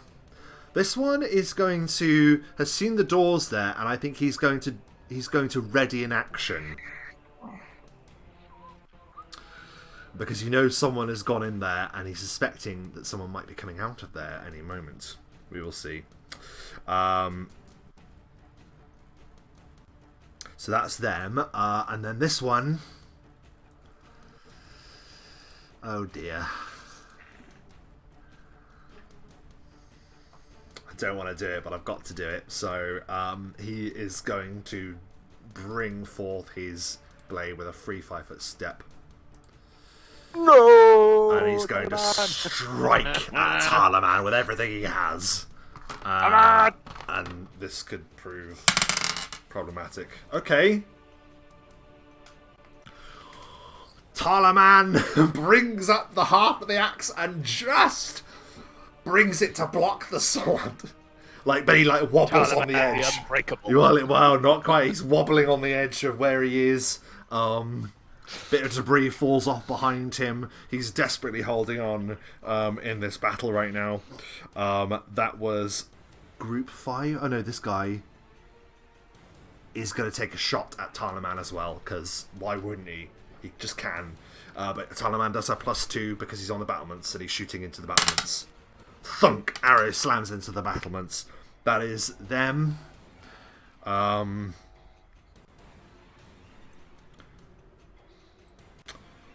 from this one, who gets to use his readied action because Patsy comes out the door. So he looses a vicious-looking crossbow bolt at Patsy. Patsy, no. That is a hit. No! You wouldn't. Robert! The bolt just slams into her shoulder like that, and she just gives like a cry as she sinks to her knees, barely living. As the readied action nearly kills her in one. However, it's still her turn. These two... Wait. These two need to make a reflex saving throw.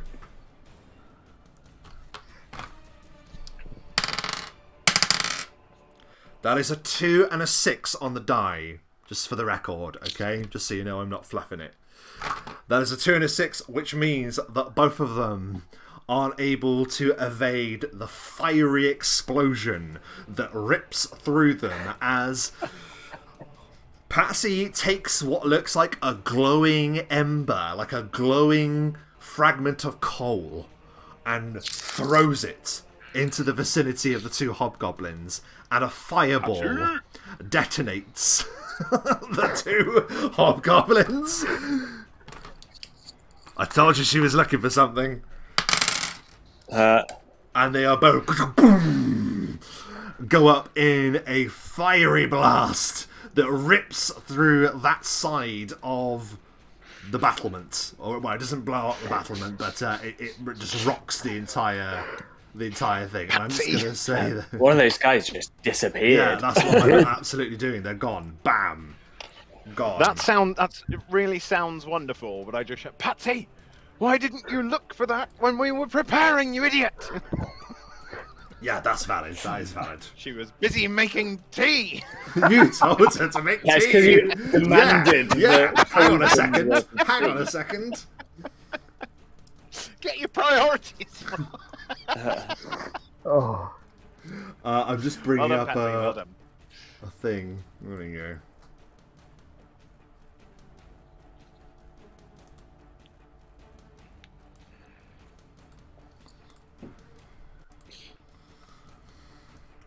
There we are. So a fire, it just like is roaring there where two hobgoblins used to be. Patsy slides down to the ground, blood pouring out of her chest. Back inside.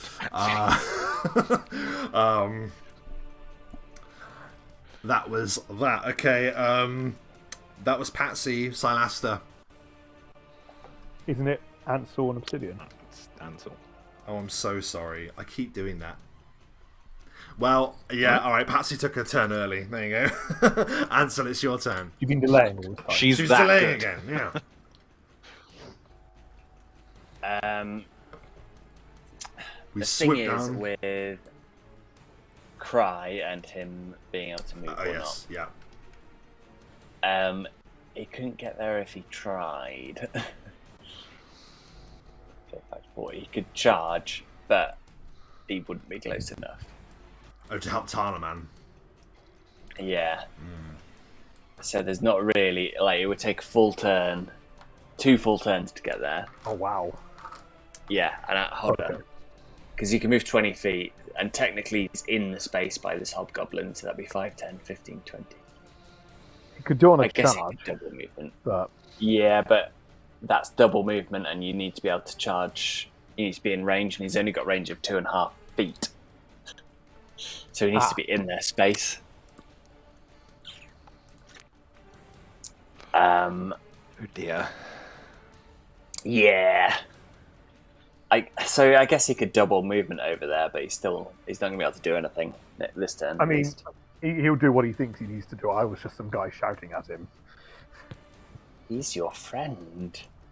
No, he'll listen. He'll go and stand by that, and then he'll just shriek as loud as he can at the hobgoblin in an attempt to distract him, I guess. Oh, okay. Intimidate. He is a freaky little thing, to be fair. He probably Yeah. could intimidate. And then Ansel has got 3 all around him. Jesus. Yes, we then swoop back to Ansel, who is still surrounded by cursed, doomed hobgoblins. What do you do? Which one's the one with the most damage on him? That would be. Well, hang on. Let me just check. I'm going on the different screen to check which number he is. The one with the most damage on him is the one directly south of you. So this guy. Okay, I'll just try and hit him then with a scythe. Yeah. So this is regular attack. Okay. That is a bad miss. Brings up his shield, turn, blocks it. Ansel's just going to try and stop himself from getting surrounded completely and just back through the door slightly. Yeah, 3 5-foot step, easy. Yeah. And that's it. Oh wow, yeah. So they continue their advance on you, but that is your turn. Obsidian, it is now your turn. What do? You feather fell to the ground. Yes. So Obsidian will give orders to help the others, basically, to these guys. So this grieving widow will begin her journey. 1, 2, 3, 4, 5, 6. But will 1, 2, 3, 4, 5, 6 to there. But I'll place her in the centre, so it's not too bonkers. Just double move over there. This one can get to there in a move, so we'll attempt to wallop that guy. Oh yeah. 11. No Nope. escape. No, he dodges out the way. Doesn't go very well. No. And I will do double movement. So to there. To there. And that's me. Perfect. Tarleman. Help is on the way, dear! Tarleman. Gravely wounded Tarleman shakes as a detonation erupts behind him, and then takes courage and brings his axe at that one there, which I believe is untouched. I think is untouched. So he swings hard.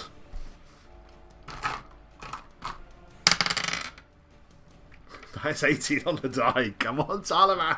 18 on the die. Does 6 points of slashing damage. Doesn't kill the thing, but sends it staggering back with a hiss. I think. Oh yeah, and then the archer will also take another shot at Tarleman just in case. Possibly a critical. Didn't the archer get a shot last time? Oh, yeah. I'm doing their turn again. What the fuck? Yes, he did. Thank you. Patsy's been. Side Asher, it's your turn. Right. I'm going to attack the one on my right. The one that had been chewed and nibbled on. Yeah. Try and get rid of the guy on the flank.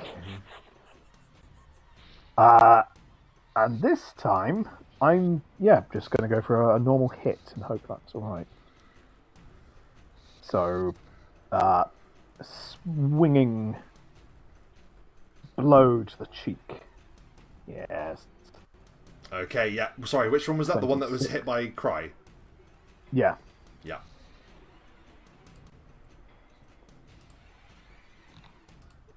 This. 7 points of damage. How'd you kill him? Oh, he's already suffered a few. Sloppy? I suppose. I mean, it is. Not really. He's already bleeding. Maybe he lost a finger, but he wasn't expecting a hook to the jaw, and it just breaks his jaw. And then it spins. Just neck breaks and follows with it, and spins on the spot and Bam! Slams to the ground.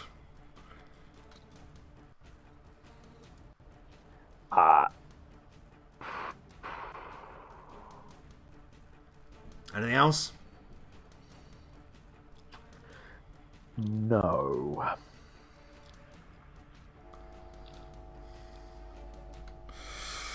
Right, it is. Sorry, I'm going to change and adopt my assassin stance, but Okay. we'll kick in. Yeah, you fall into a different stance.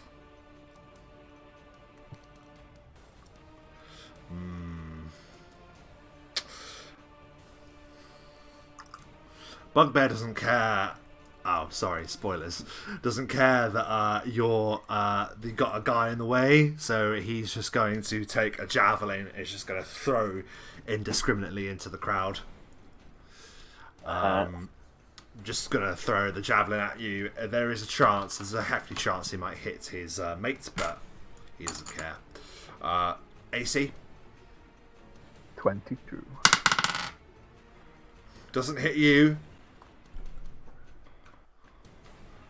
How do we determine this? Okay, I've got it. Does hit the does hit the bugbear next to you. So he just bam, just slams the javelin, and it hits like the sound of a cannonball. It just goes boom, slams into him. This is going to be pretty nasty. Okay.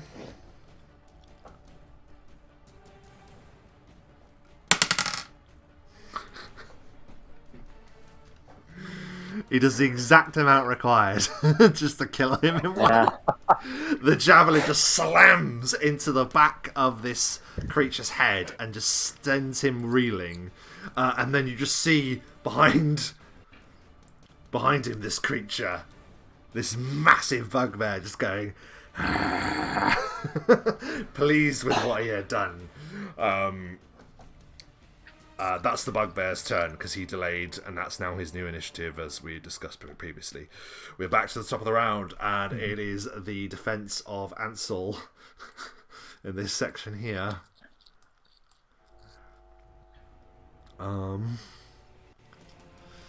So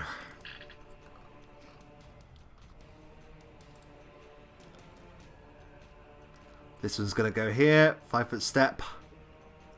And it's going to strike at you. 17 armor class. It's a miss. Thanks to being sickened, but he rolled really badly as well, so it wasn't just because of that. This one is just shaken. On this side. Possibly a critical. Ooh, shit. That isn't a critical, that is a hit. Slams at you with this vicious looking sword, doing 7 points of slashing damage. Cool. This one comes in, he is cursed, he's at -4. Wait, sorry, does shaking affect weapon damage? I forgot to ask. Shaken is... It's not, is it? It's when you're cursed that it does weapon damage, is it? Yeah, curse is the weapon damage one. Yeah, the other's right. just... Well, this one is cursed, so he's at -4 and will have that benefit if he hits you. Disadvantage if he hits you. Which he doesn't. He swipes at you and misses. That is them. This one down here survived the assault of the widow, and he's going to stand his ground. He's going to die with his company. Hobgoblins have honour. That is possibly a critical. Doesn't matter, he's undead. But it's a hit. So why am I trying to confirm it? 7 points of slashing damage to the widow.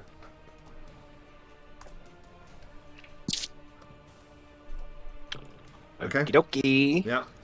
That's a bit. A bit. A little bit. We move up to this group, but attacking Silasta.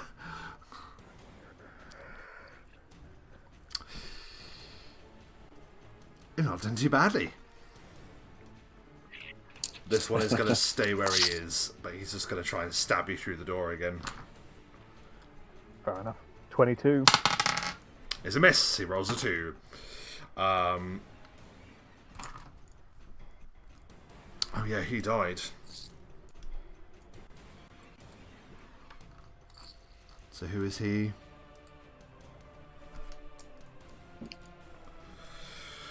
Okay, he's been... Now the archer is going to try and take a shot at you, Silasta.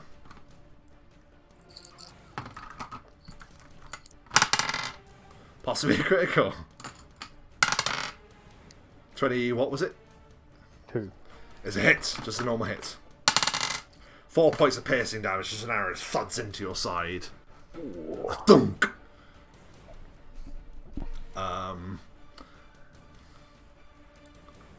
This one here.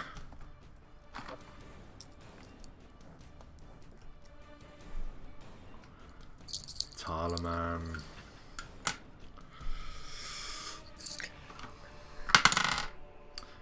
That is a hit. Oh no! No!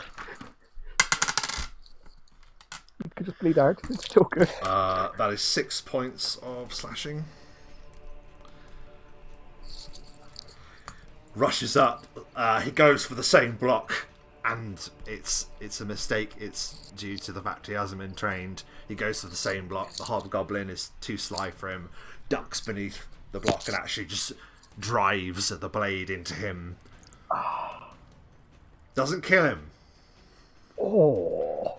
But he staggers back, and like blood is now pouring from him, and he sort of looks down and he sees his wife with an arrow in her shoulder, like slumped against the door, and like he just sees like fire in his trading post. He sees death all around him. Not looking good.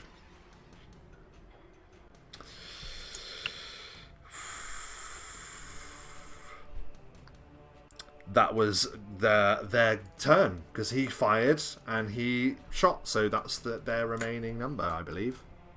Yeah. So now all that remains... Oh, I say all that remains, we're back to Ansel. So just as Talaman's looking around, all hope is lost. Then a weasel scurries over his body.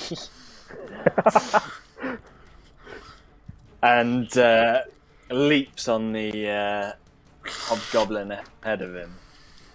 Okay. Attempting to attach. 22. That's a definite attach. Was that on his touch? Yes, that's easy. No, that's just on his normal. Oh, just to hit him, So, yeah. Easy hit. Yeah. So Cry jumps on him and does 1 damage as he sinks his teeth into the hobgoblin's arm. Okay, well this just one... as he struck Talaman. Sadly, this one isn't mortally wounded or anything, but that still is enough. Like, it leaps on him and goes, and desperately tries to fling the creature off him. I realise I've been missing out another archer up here.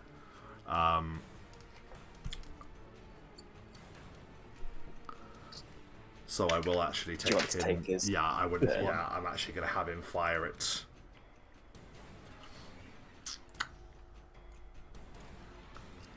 I guess it has to be Talaman. No, I'm sorry, I haven't taken his turn. He needs to take his turn. It's fine. It hits the battlements. Thunk. Sorry. Anything else? So that was Cry's turn. Sorry, Ansel, it's your turn. So Ansel is going to take a step back and fire a sickening blast at the red guy in front of him. Okay, yeah. That is a miss. On a 10, I suspect. On his touch, maybe not, but it seems unlikely. That is a hit. Oh, great. So he does 4 points of damage, and if he's not already sickened, he needs to do a fortitude. That's the guy in the door, isn't it? Yeah, so I think he's shaken and cursed, but not actually sickened. I can't remember. He is shaken and cursed, yes. Yeah. Then he needs to see if he's going to be sickened or not. Okay, so he takes that damage. 3 on the die, that's a failure. He's now cursed, shaken, and sickened. Oh. He vomits a little bit of blood. Blech. As the series of effects hit him. Oh my god. And that is my turn. Okay. So, that was Ansel's turn. Obsidian, it's your turn. Okay, so this one's just going to take 3 attacks on him. So 1 claw. 14. Probably going to miss. Yeah, that's a miss. Another claw. 12. Ugh. And the bite. Nope, the bite has not hit so far. Okay, that Grieving Widow is not doing so well. This Grieving Widow I have already sad. Can actually get to there with a double move, but can't do anything else. But can at least approach close enough that she can leer over that. Oh my god. That hobgoblin. So it isn't going to do anything, it's just going to run up and then stop behind him, ready to do its next attack. I can, depending on how we move up the ladder ramp. 1, and then 2. How many moves does it take me to get up that? The ladder, half of what? Half. Half your move. All right, sorry, so I remember that. So it'll take, one, let me say that again. 2. It'll take double what it would take 3, to take 4. 2 squares. So 4 squares. It would take you 4 squares. 1, 2, 3, 4, 5, 6. Uh-huh. So 4 squares. So I'm at the top of the ladder. Yeah. Okay. Is that with all your movement? Double movement? No. I guess I could do double movement, can't I? And then 1. Well, you're at the 2. top of the ladder, so you could peek over the ladder, but it would be at a disadvantage if you were to try and do anything from the ladder. Yeah, it's up to you. it's like casting and stuff, but I don't think I'm gonna do that. I'll just I'll stop there. And that's me. Okay, cool. That was Obsidian Talaman. Bold Talaman is looking over the the hobgoblin's shoulder in terror, having never seen the like of this creature before. An undead owl giant is looming over the hobgoblin. In a wedding dress. But gets the flank bonus.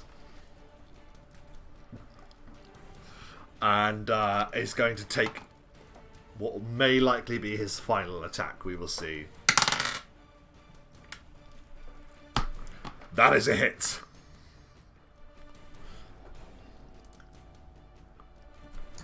And has he been hit before? He has been hit before. By a weasel. Who is still clinging on to him.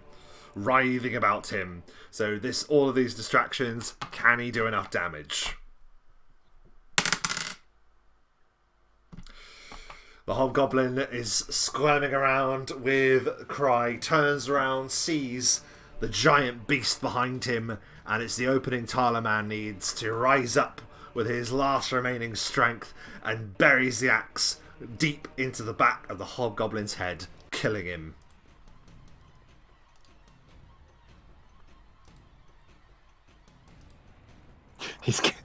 He's killed so many of them. He's so tough. He goes, ah! Bam! Buries the axe into his head, and it collapses. And then he slides to the ground. Defended his home. Yes, he has. With honour. Yes, he really has. I'm really, really happy. Let's see. That was Tanaman. Patsy. Patsy's going to do a check on herself. That's a That's failure. an arrow in me.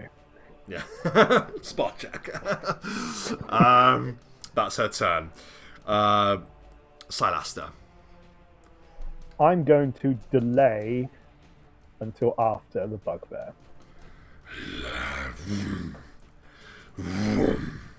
Vroom, starts whirling that vicious-looking morning star, and then he's across the room, surprisingly fast for a creature of its size, surprisingly quiet as well. Just lunges forth and goes to bury the morning star in your head. Armor class. 22. Oh my god, there's possibly a critical. Of course. Oh my god, he just rushes on. Bam! Slams you. That is a low roll, so that is a miss. So just a normal hit, not a critical. Just brings the morning star down upon you for 9 points of bludgeoning damage. Okay.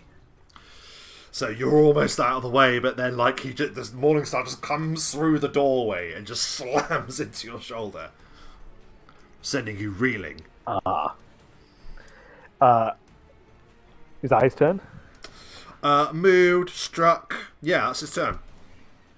Excellent. So my delayed turn kicks in, and as I'm hit with this this blow, as a swift action, I seem to kind of the impact almost seems to cause me to vanish, as my cloak of deception is a swift action just kicks in. As I turn invisible. Fortunately, I'm already in my assassin stance, and I am going to do the most underhanded move I have ever done. He's blocking the way here, but he's not blocking the way. Well, let's see. He's going to get a sneaking mountain hammer. It's an uppercut mountain hammer, but the weakest spot I can see in front of me, it's the family jewels. Let's see what happens. Do I Johnny Cage it, basically? Do you Johnny Cage it? Let's find You're out. going to do the splits? Those are $600 sunglasses, asshole. Let's see. So... possibly a critical. This would be epic if it is. 21? That is a critical on his flat-footed armor class. Absolutely. Yes. That is then...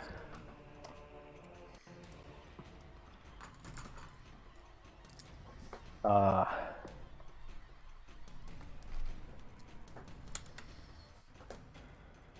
no, it's because I got sneak attack, it's that. Sneak attack doesn't carry over, but that's... Yeah, that's why I'm typing all of the things into I've got the an box unrecognized maneuvers. command. Yes, here we go.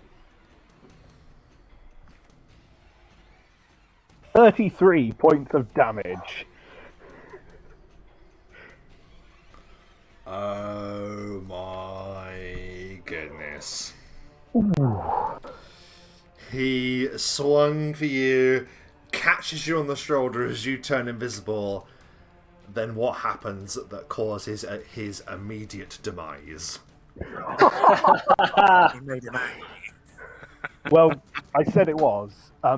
I used the momentum to force me down into the splits, and then I just deliver a resounding uppercut right in to the bugbear. Dude, You Jean-Claude Van balls. Damned him.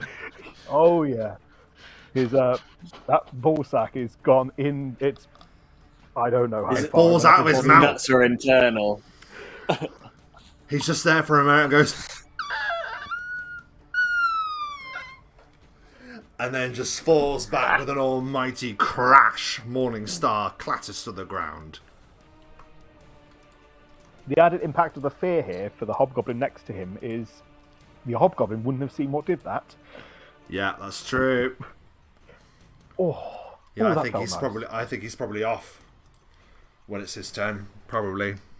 It's not looking like this hasn't panned out how they hoped. Is that everything on your turn, Silaster? Oh yeah, that went very well. Bugbear is no more. He bugged Silaster too much. Mm-hmm. God, the Battle of the Ages, it turns out, is down in Ansel's turret. No one can hit each other. However, a new arrival has appeared, which means new targets, so that's fun. Let's see.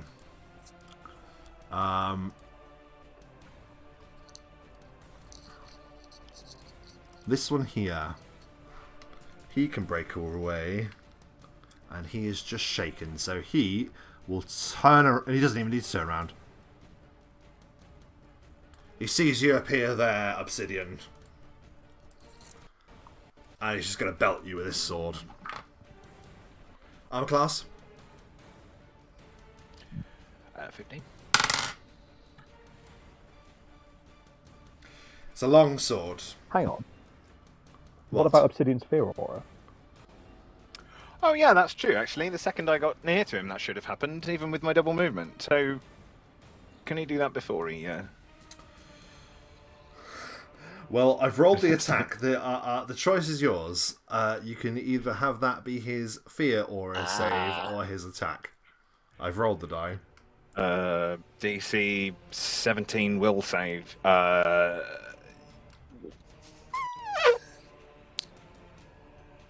Yeah, go on, have it as the fear aura save. That was a 19 on the die, It's a which gamble, for a isn't long it? sword would have been a critical hit, so good job. So very but that good. does mean he does pass the save. Yes. And that is... And then a hit to follow up. So he just sees you and just fucking bam, lamps you with the sword. Cuts into you for 9 points of slashing damage. Just hacks into you, Obsidian. The others, however, are still I also absolutely reduced some of that. full on, laser focused on Ansel. So this one will cross into here and try and stab at you, Ansel. AC. 17. This one is number 2. He is sickened, so -2. There's a miss. This one is the one that has all of the juice. Shaken, cursed, and sickened. And that is a miss. They're desperately trying to bat at you, Ansel, but like you're just this infuriating target that just keeps moving. They can't seem to get a lock on you.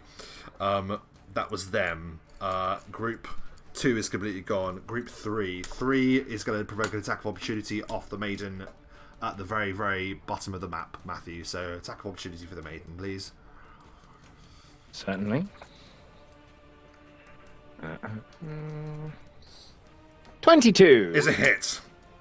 What a hit. Really? She's not been doing so well. 10. How does 10 points it back. kill the hobbo gobbo?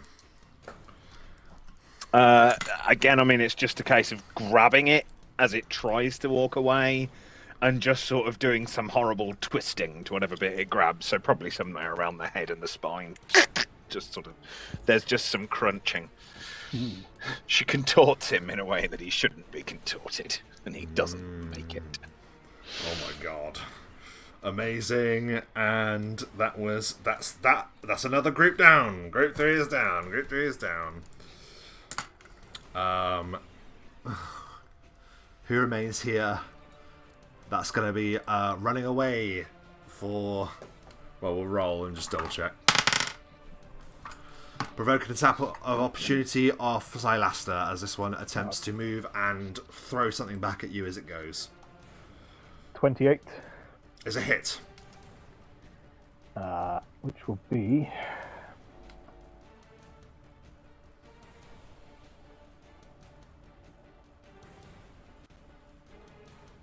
$14 points of damage. He runs, he goes to like throw a dagger at you. How'd you kill him as he goes?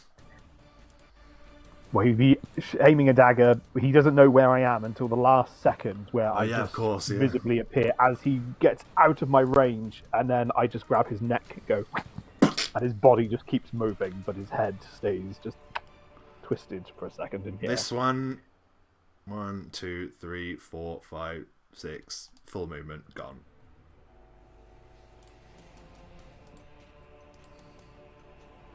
The one at the top runs away.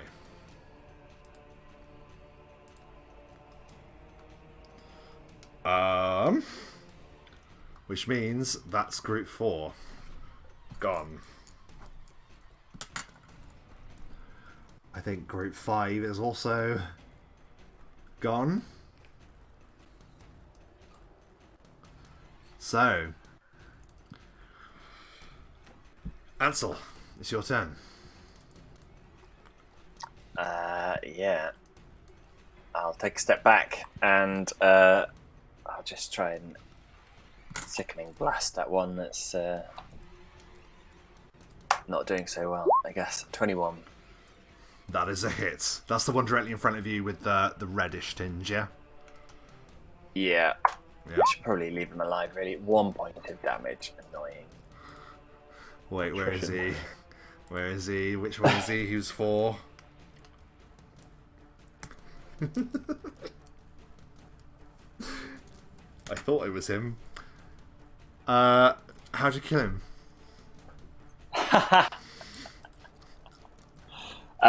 He's literally been on that for so long, and I've been like, I had to double check before I said. I was like, just check it is him.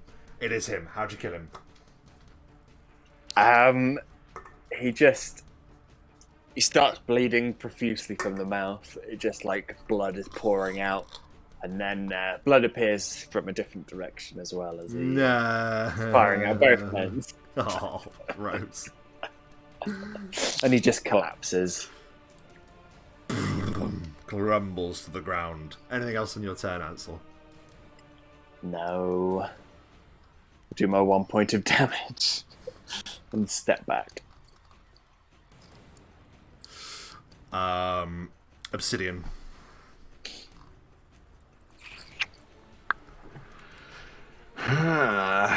Well.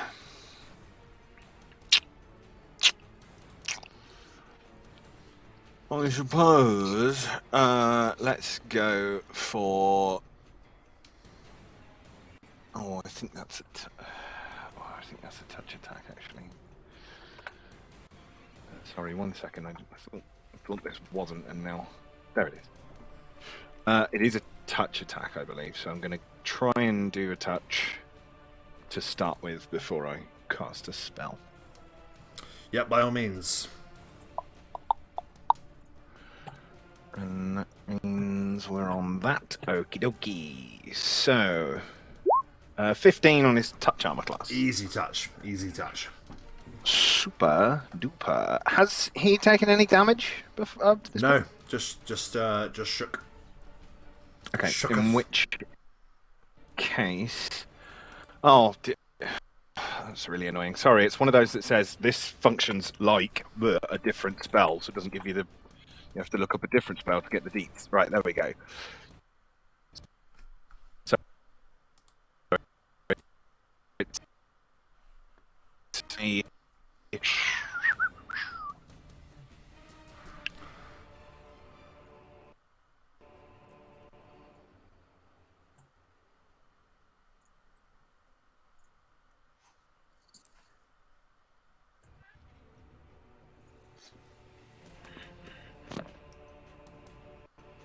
Hello? Hello, still with us?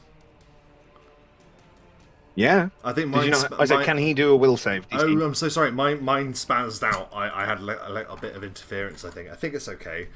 I think it's because we've been going a while. That is a will save of 12. DC 19. That's a failure.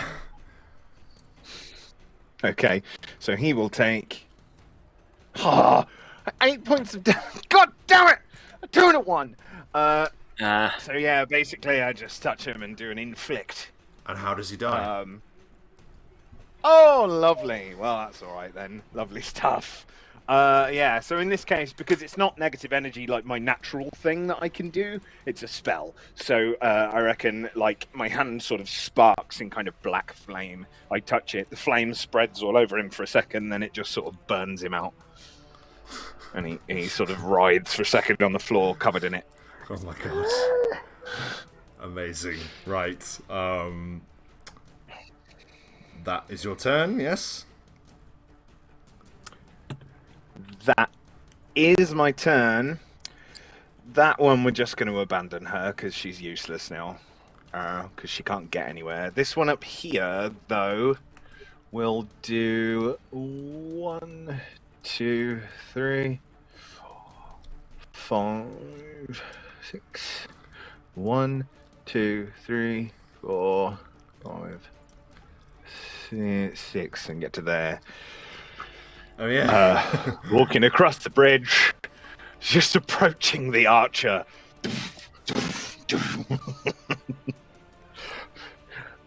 Oh yes. Yep, that's absolutely fine. But that's a double move, so she can't do anything else. That's my turn. Tana Man bleeds on the floor. Patsy bleeds on the floor. Silaster, it's your turn. Silaster pops back into full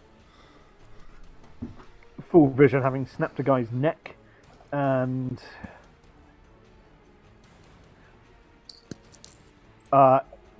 essentially a double movement. But would you permit me then a free action just to pour a potion down? Yeah, it's a free action. You can do free action. So I pour a cure light wounds down Tarleman's throat. It's very kind of you.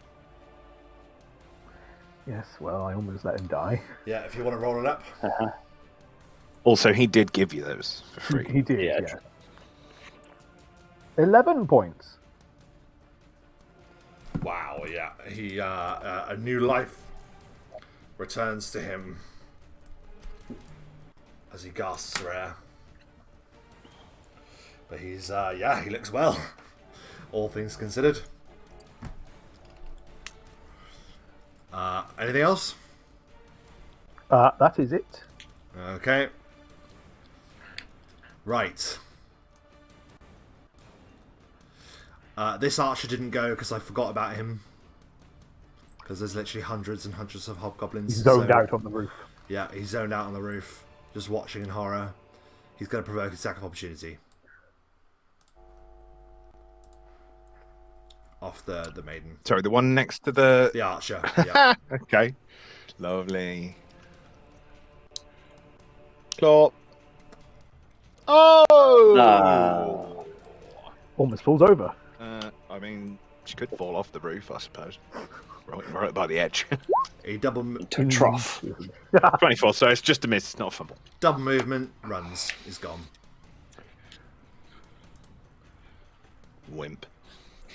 Big time. Oh, Also, yeah. out of my I would. fucking hair. Right. Like it isn't my fault that he's there in the first place. Terrified of constantly being forgotten. Yes. Yes. Right, so that was him taking his turn. Silaster did his turn. Bugbear's dead. We're back to the top of the round. Oh god, the battle here.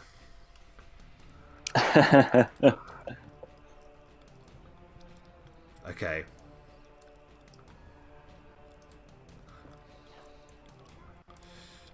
This one is going to try and grapple you with his bare hands. Silaster.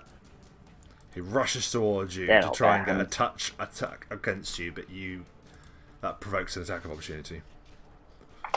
I'll take it.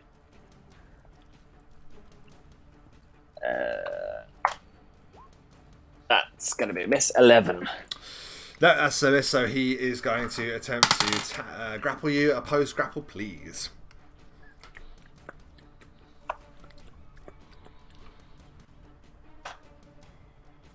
9. He successfully grapples you. He grapples you, and next turn he will do something with that, hopefully. And then this one is going to try and just belt obsidian with his sword again, because that turned out to be quite useful. Isn't that one dead? He's dead. Dead. Oh, he's dead, isn't he? Inflicted critical wound. Yes, he's dead. Sorry. Don't get me wrong, I understand No. dead people trying to hit people, that's my whole wheelhouse, but... No, I forgot to cross him off. There we go. So in the afterlife, he dreams about striking you obsidian, but he is not able to. Sweet dreams. Which means we are then back to the top of the round. No, we're not. We're sorry, we're not back to the top of the round. We're back to Ansel. Can I try and take control of the grapple? Does that exist? If you In a grapple? win the grapple back, yes, so you can oppose your grapple. If you I'll oppose if grapple. you're successful, you can control it. So yes. What? Hold on. What has he suffered so far? He's not cursed, is he? He's wounded, and he is sickened. I'm gonna curse him first as a swift action. Yeah. DC 16 will save. Okay, so as he grabs hold of you, he fails the will save and sees something horrible that he's holding on to. And then I'll try and oppose grapple to. Okay, so he's cursed, so he's at -4 to this attempt. Yeah. That's clever. 24. Fuck me, no. He desperately struggles in your grasp, but you reverse it on him. What do you do? Can I throw him from the battlements? Is that a? Yeah, let's just do. You've won the grapple, so let's just say an opposed. It's a bit like a bull rush, isn't it? It's opposed strength, though. Yeah, so opposed strength. Just give us his strength. Yeah. Yep, no problem. And obviously he is cursed. Just so that strength. will... Yeah. Yeah, I think so. 19. Which way off the battlements? Does Doesn't matter. I'm just curious. Yes, on the inside, that looks like a worse landing. Yeah. Like down the stairs and onto the ground. Yeah. Would you like to roll 2d6 for me, please?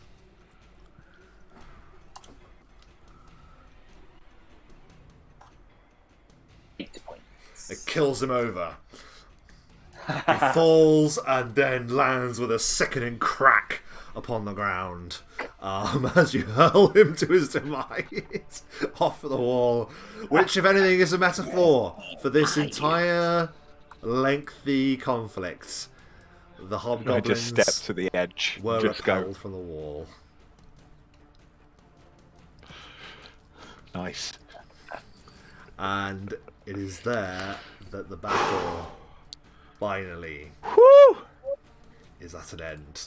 And you are victorious against the Hobgoblin Warband. Celasta would be hopping down the sacks to throw a potion down Patsy's throat. Yeah, absolutely. She looks like she's in a pretty bad way, to be honest. She was actually trying to do a check to see if she could remove the arrow. Thankfully, that is enough to stabilize her, because she was about to die. So good job, Celesta. There's just this moment where through the grim darkness and through the what remains of the fire, walking around the outskirts of it, Tarlaman rushes and grabs Patsy in his arms, and they embrace. Tears of absolute joy, the fact that they have both somehow survived this onslaught. An onslaught they would never have had a chance against had you not arrived. And Tarlaman tells you that as much tears brimming in his eyes. Yes, thank you. Thank you.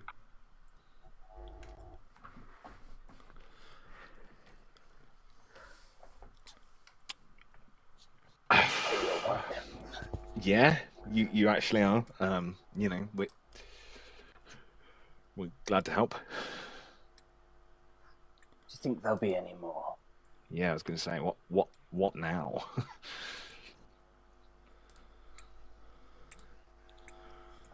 Well, the threat, it seems, of this attack has been dealt with. There will always be more. Yeah. But that can't be foreseen. For now, we must rebuild, and we must hire more guards. Hire more guards. Also, word of mouth is a really good, it's a really good motivator.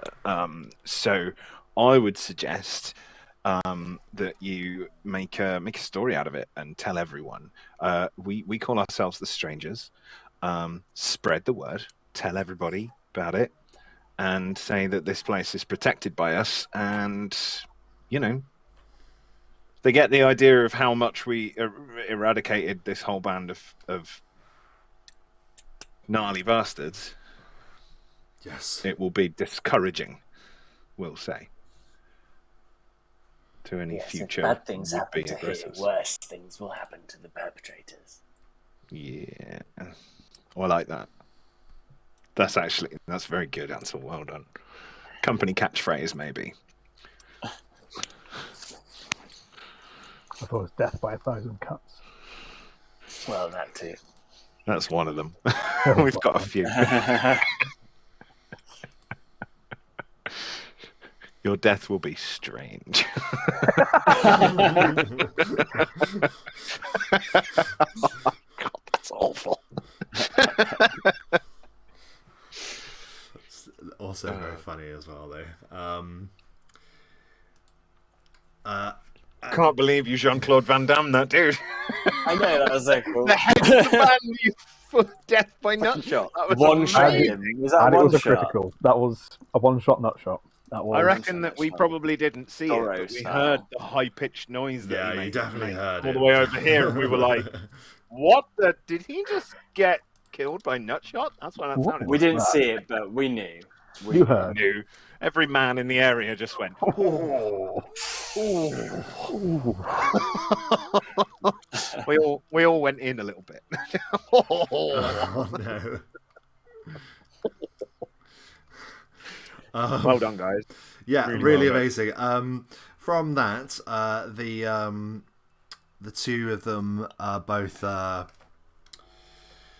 Tarnaman and Patsy offer their undying service to you. They offer to reward you greatly.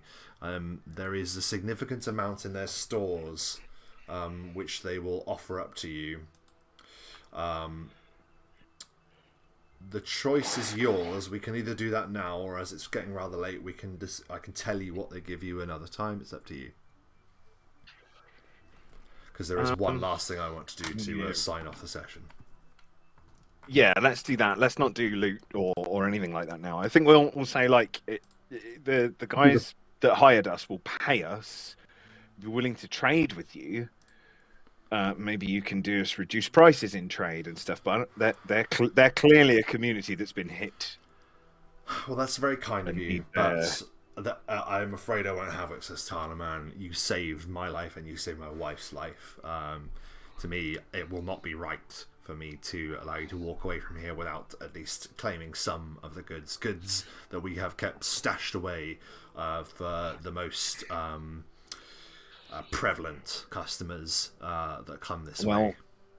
In which case we'll do our best to put it to use doing more good stuff, trying to help people. I imagine you will be able to, for some of these items are significant. Awesome. And we will discuss them very soon. There's one thing I want to say to Tarlaman as well, but Yeah. I'll do that at the top of next session if that speeds up. Well, no, it's up to you. You can do that. What Tarlaman was going to say is that they offer you to stay the night. The night is closing in. So where did they send the rest of their people? Like, we should get some people back in once we clear up a bit, so it's less gory for the children. They sent them down river, but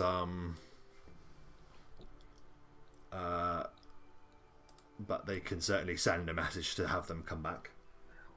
Yeah, just to help sort of rebuild whatever's been broken, and I imagine the raiders have done some damage. So word is sent. Yeah, we should probably deal with the bodies. Yeah, that's what I mean. We should definitely just make it more child suitable, family friendly. Just get rid of some of the gore. Yeah. Okay. Yeah, there are some people that are at odd angles at the minute. Yep. Where do you amass the bodies? Girl from the Ring, Well, I mean, far enough away to burn, I'd imagine. Yeah, absolutely. We'll probably go down the road a little way. We can load them onto the necro wagon a few at a time. We'll put a sheet down. Or wheel them away down the road and then make a pyre. Okay, very good. Yeah. But we'll fleece them, of course, first. Or whatever, but... Alright. Take clear evidence of what they are, and something with their symbol on it. Maybe from the leader. He's got something just as evidence to give to our quest givers. Yeah, that's the one.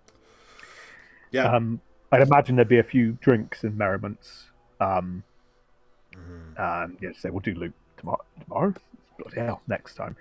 But yeah, Solasta will pull Tarlaman to one side and just say, I mentioned about a favour or a proposal. Yes. Yes, you spoke of it. Speak now.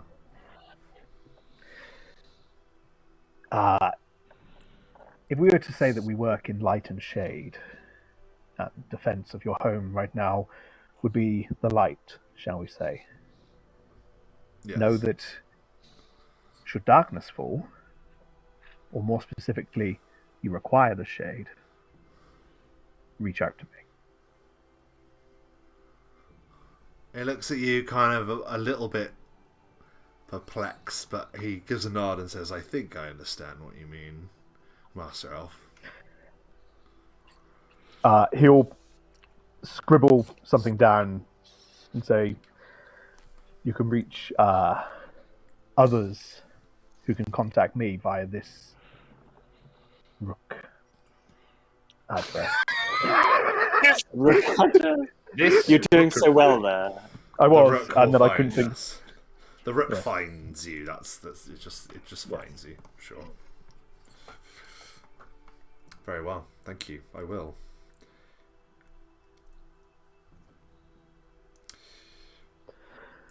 And then back to drinking. Yeah, and you enjoy a peaceful night. The the celebrations are quiet because there's only a few of you, but you learn more about Talaman and Patsy's background. You learn where they had originally travelled from, and that they set up here a good many years ago and have made like a life for themselves here. And it's all very wholesome, and it's a genuinely peaceful evening. You are presented these items that they speak of that we will go into another time. And then I ask, what is your destination for next time? Because you'll be Father setting Scar? off from here. You mentioned about going to the Scar. Would that be where you go next? Father Wolf. Can we view the world map for a moment? I will bring Thank you, you sir. the Orenthale map. Oh, that's what I meant. Yep.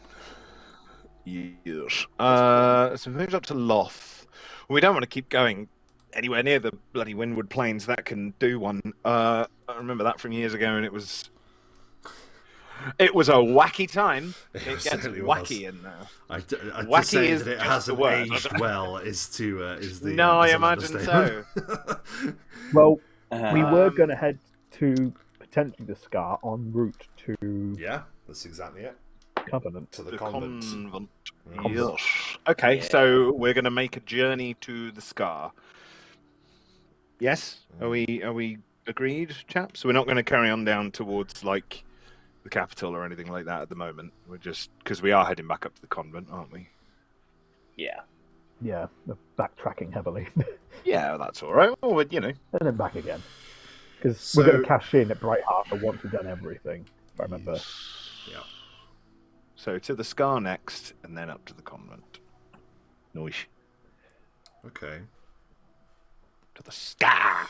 So, you would take belongings gifted to you, and you would set off on your journey to the Scar.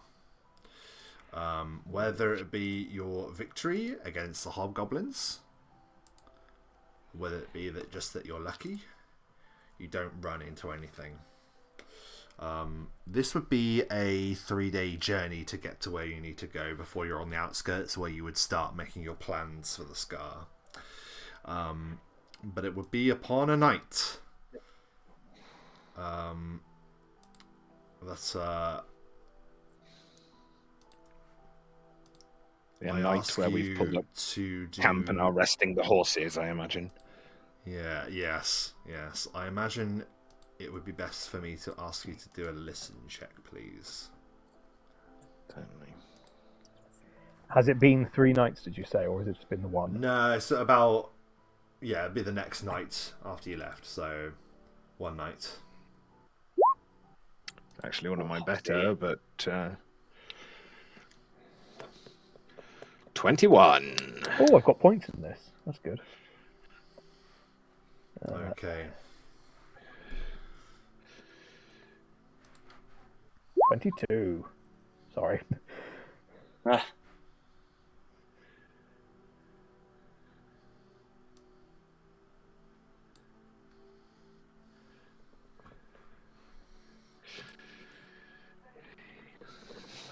This camp looks familiar. Yeah, sorry, I...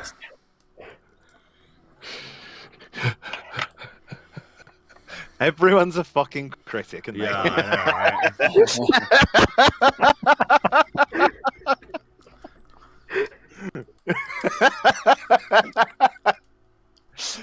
bloody hell.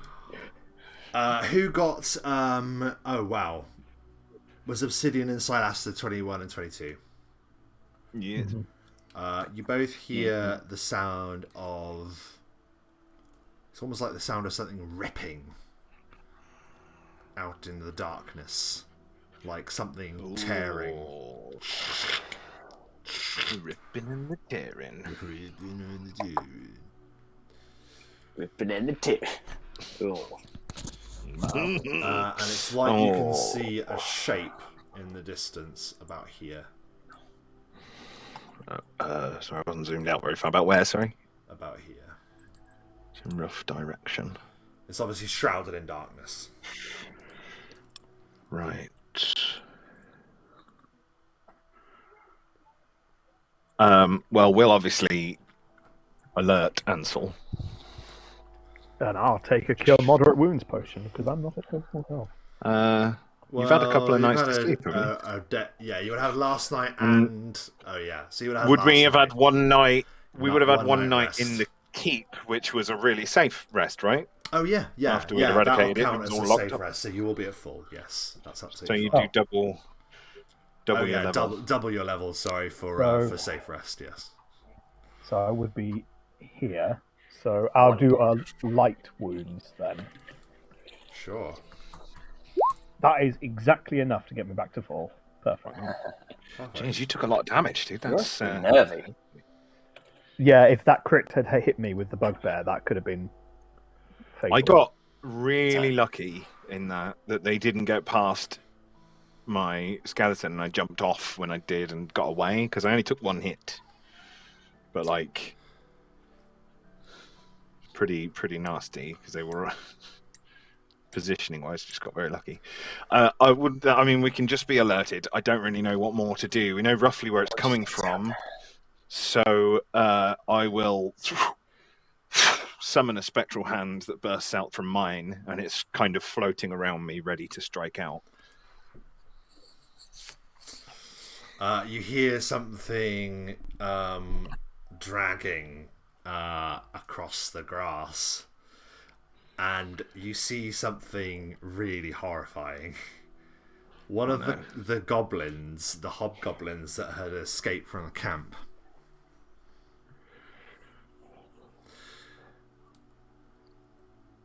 just fucking drops in front of you. Oh my god. Just out of nowhere. Well, it drops out of the sky. Yeah. Looking up, What the fuck? you don't see anything for a second, and then It is dark. you see it. You see hovering above is a terrifying figure. What? A large figure in a ripped, torn cloak that shrouds the top half of his face is floating above you, about 40 feet in the air. Its rippled muscles are covered in slick blue skin. And it says in a disjointed, horrifying voice, "I believe you missed one." And as he opens his mouth, you see a maw. Where normal teeth should be, you see a collection of hundreds of different teeth. Hundreds of teeth? Jammed into his mouth. And that is where we will leave the session tonight. Oh, the tooth collector. The tooth fairy. Yeah, there we man, go. that's That is the session. Again, I just need to learn that mass battles take ages, so I should probably I don't know. They take time, but I hope it wasn't dull. No, it felt great. It didn't. I think you did really well, dude. Don't. Okay, well, Yeah. I'm glad. I hope you did. I hope you enjoyed it. Just gotta stay chill. We will always try and We'll try and kill things quickly, but we're we're attrition players. Yeah. I mean, Very that was much. a fluke. We I will. should learn to go for the nuts more often. That was Just always go for the nuts. Always Yeah. go for the nuts. Well, we're gonna sign off here. I mean, with the new year, I mean, hopefully we're gonna get back on track, but we'll hopefully be as regular as possible. But for those watching live and after the fact, thank you ever so much for sticking with us. Feel free, please, to leave a like. Feel free, please, to give us a follow on Twitch so you can watch us live. That would be really appreciated. But in the meantime, keep rolling them bones. Remember, And always go for the nuts. And always go for the nut. for the bugbears. See you next year. Bug balls. See you next year. Bug Yes, balls, nice one. See you next year, folks. Bye-bye. Bye.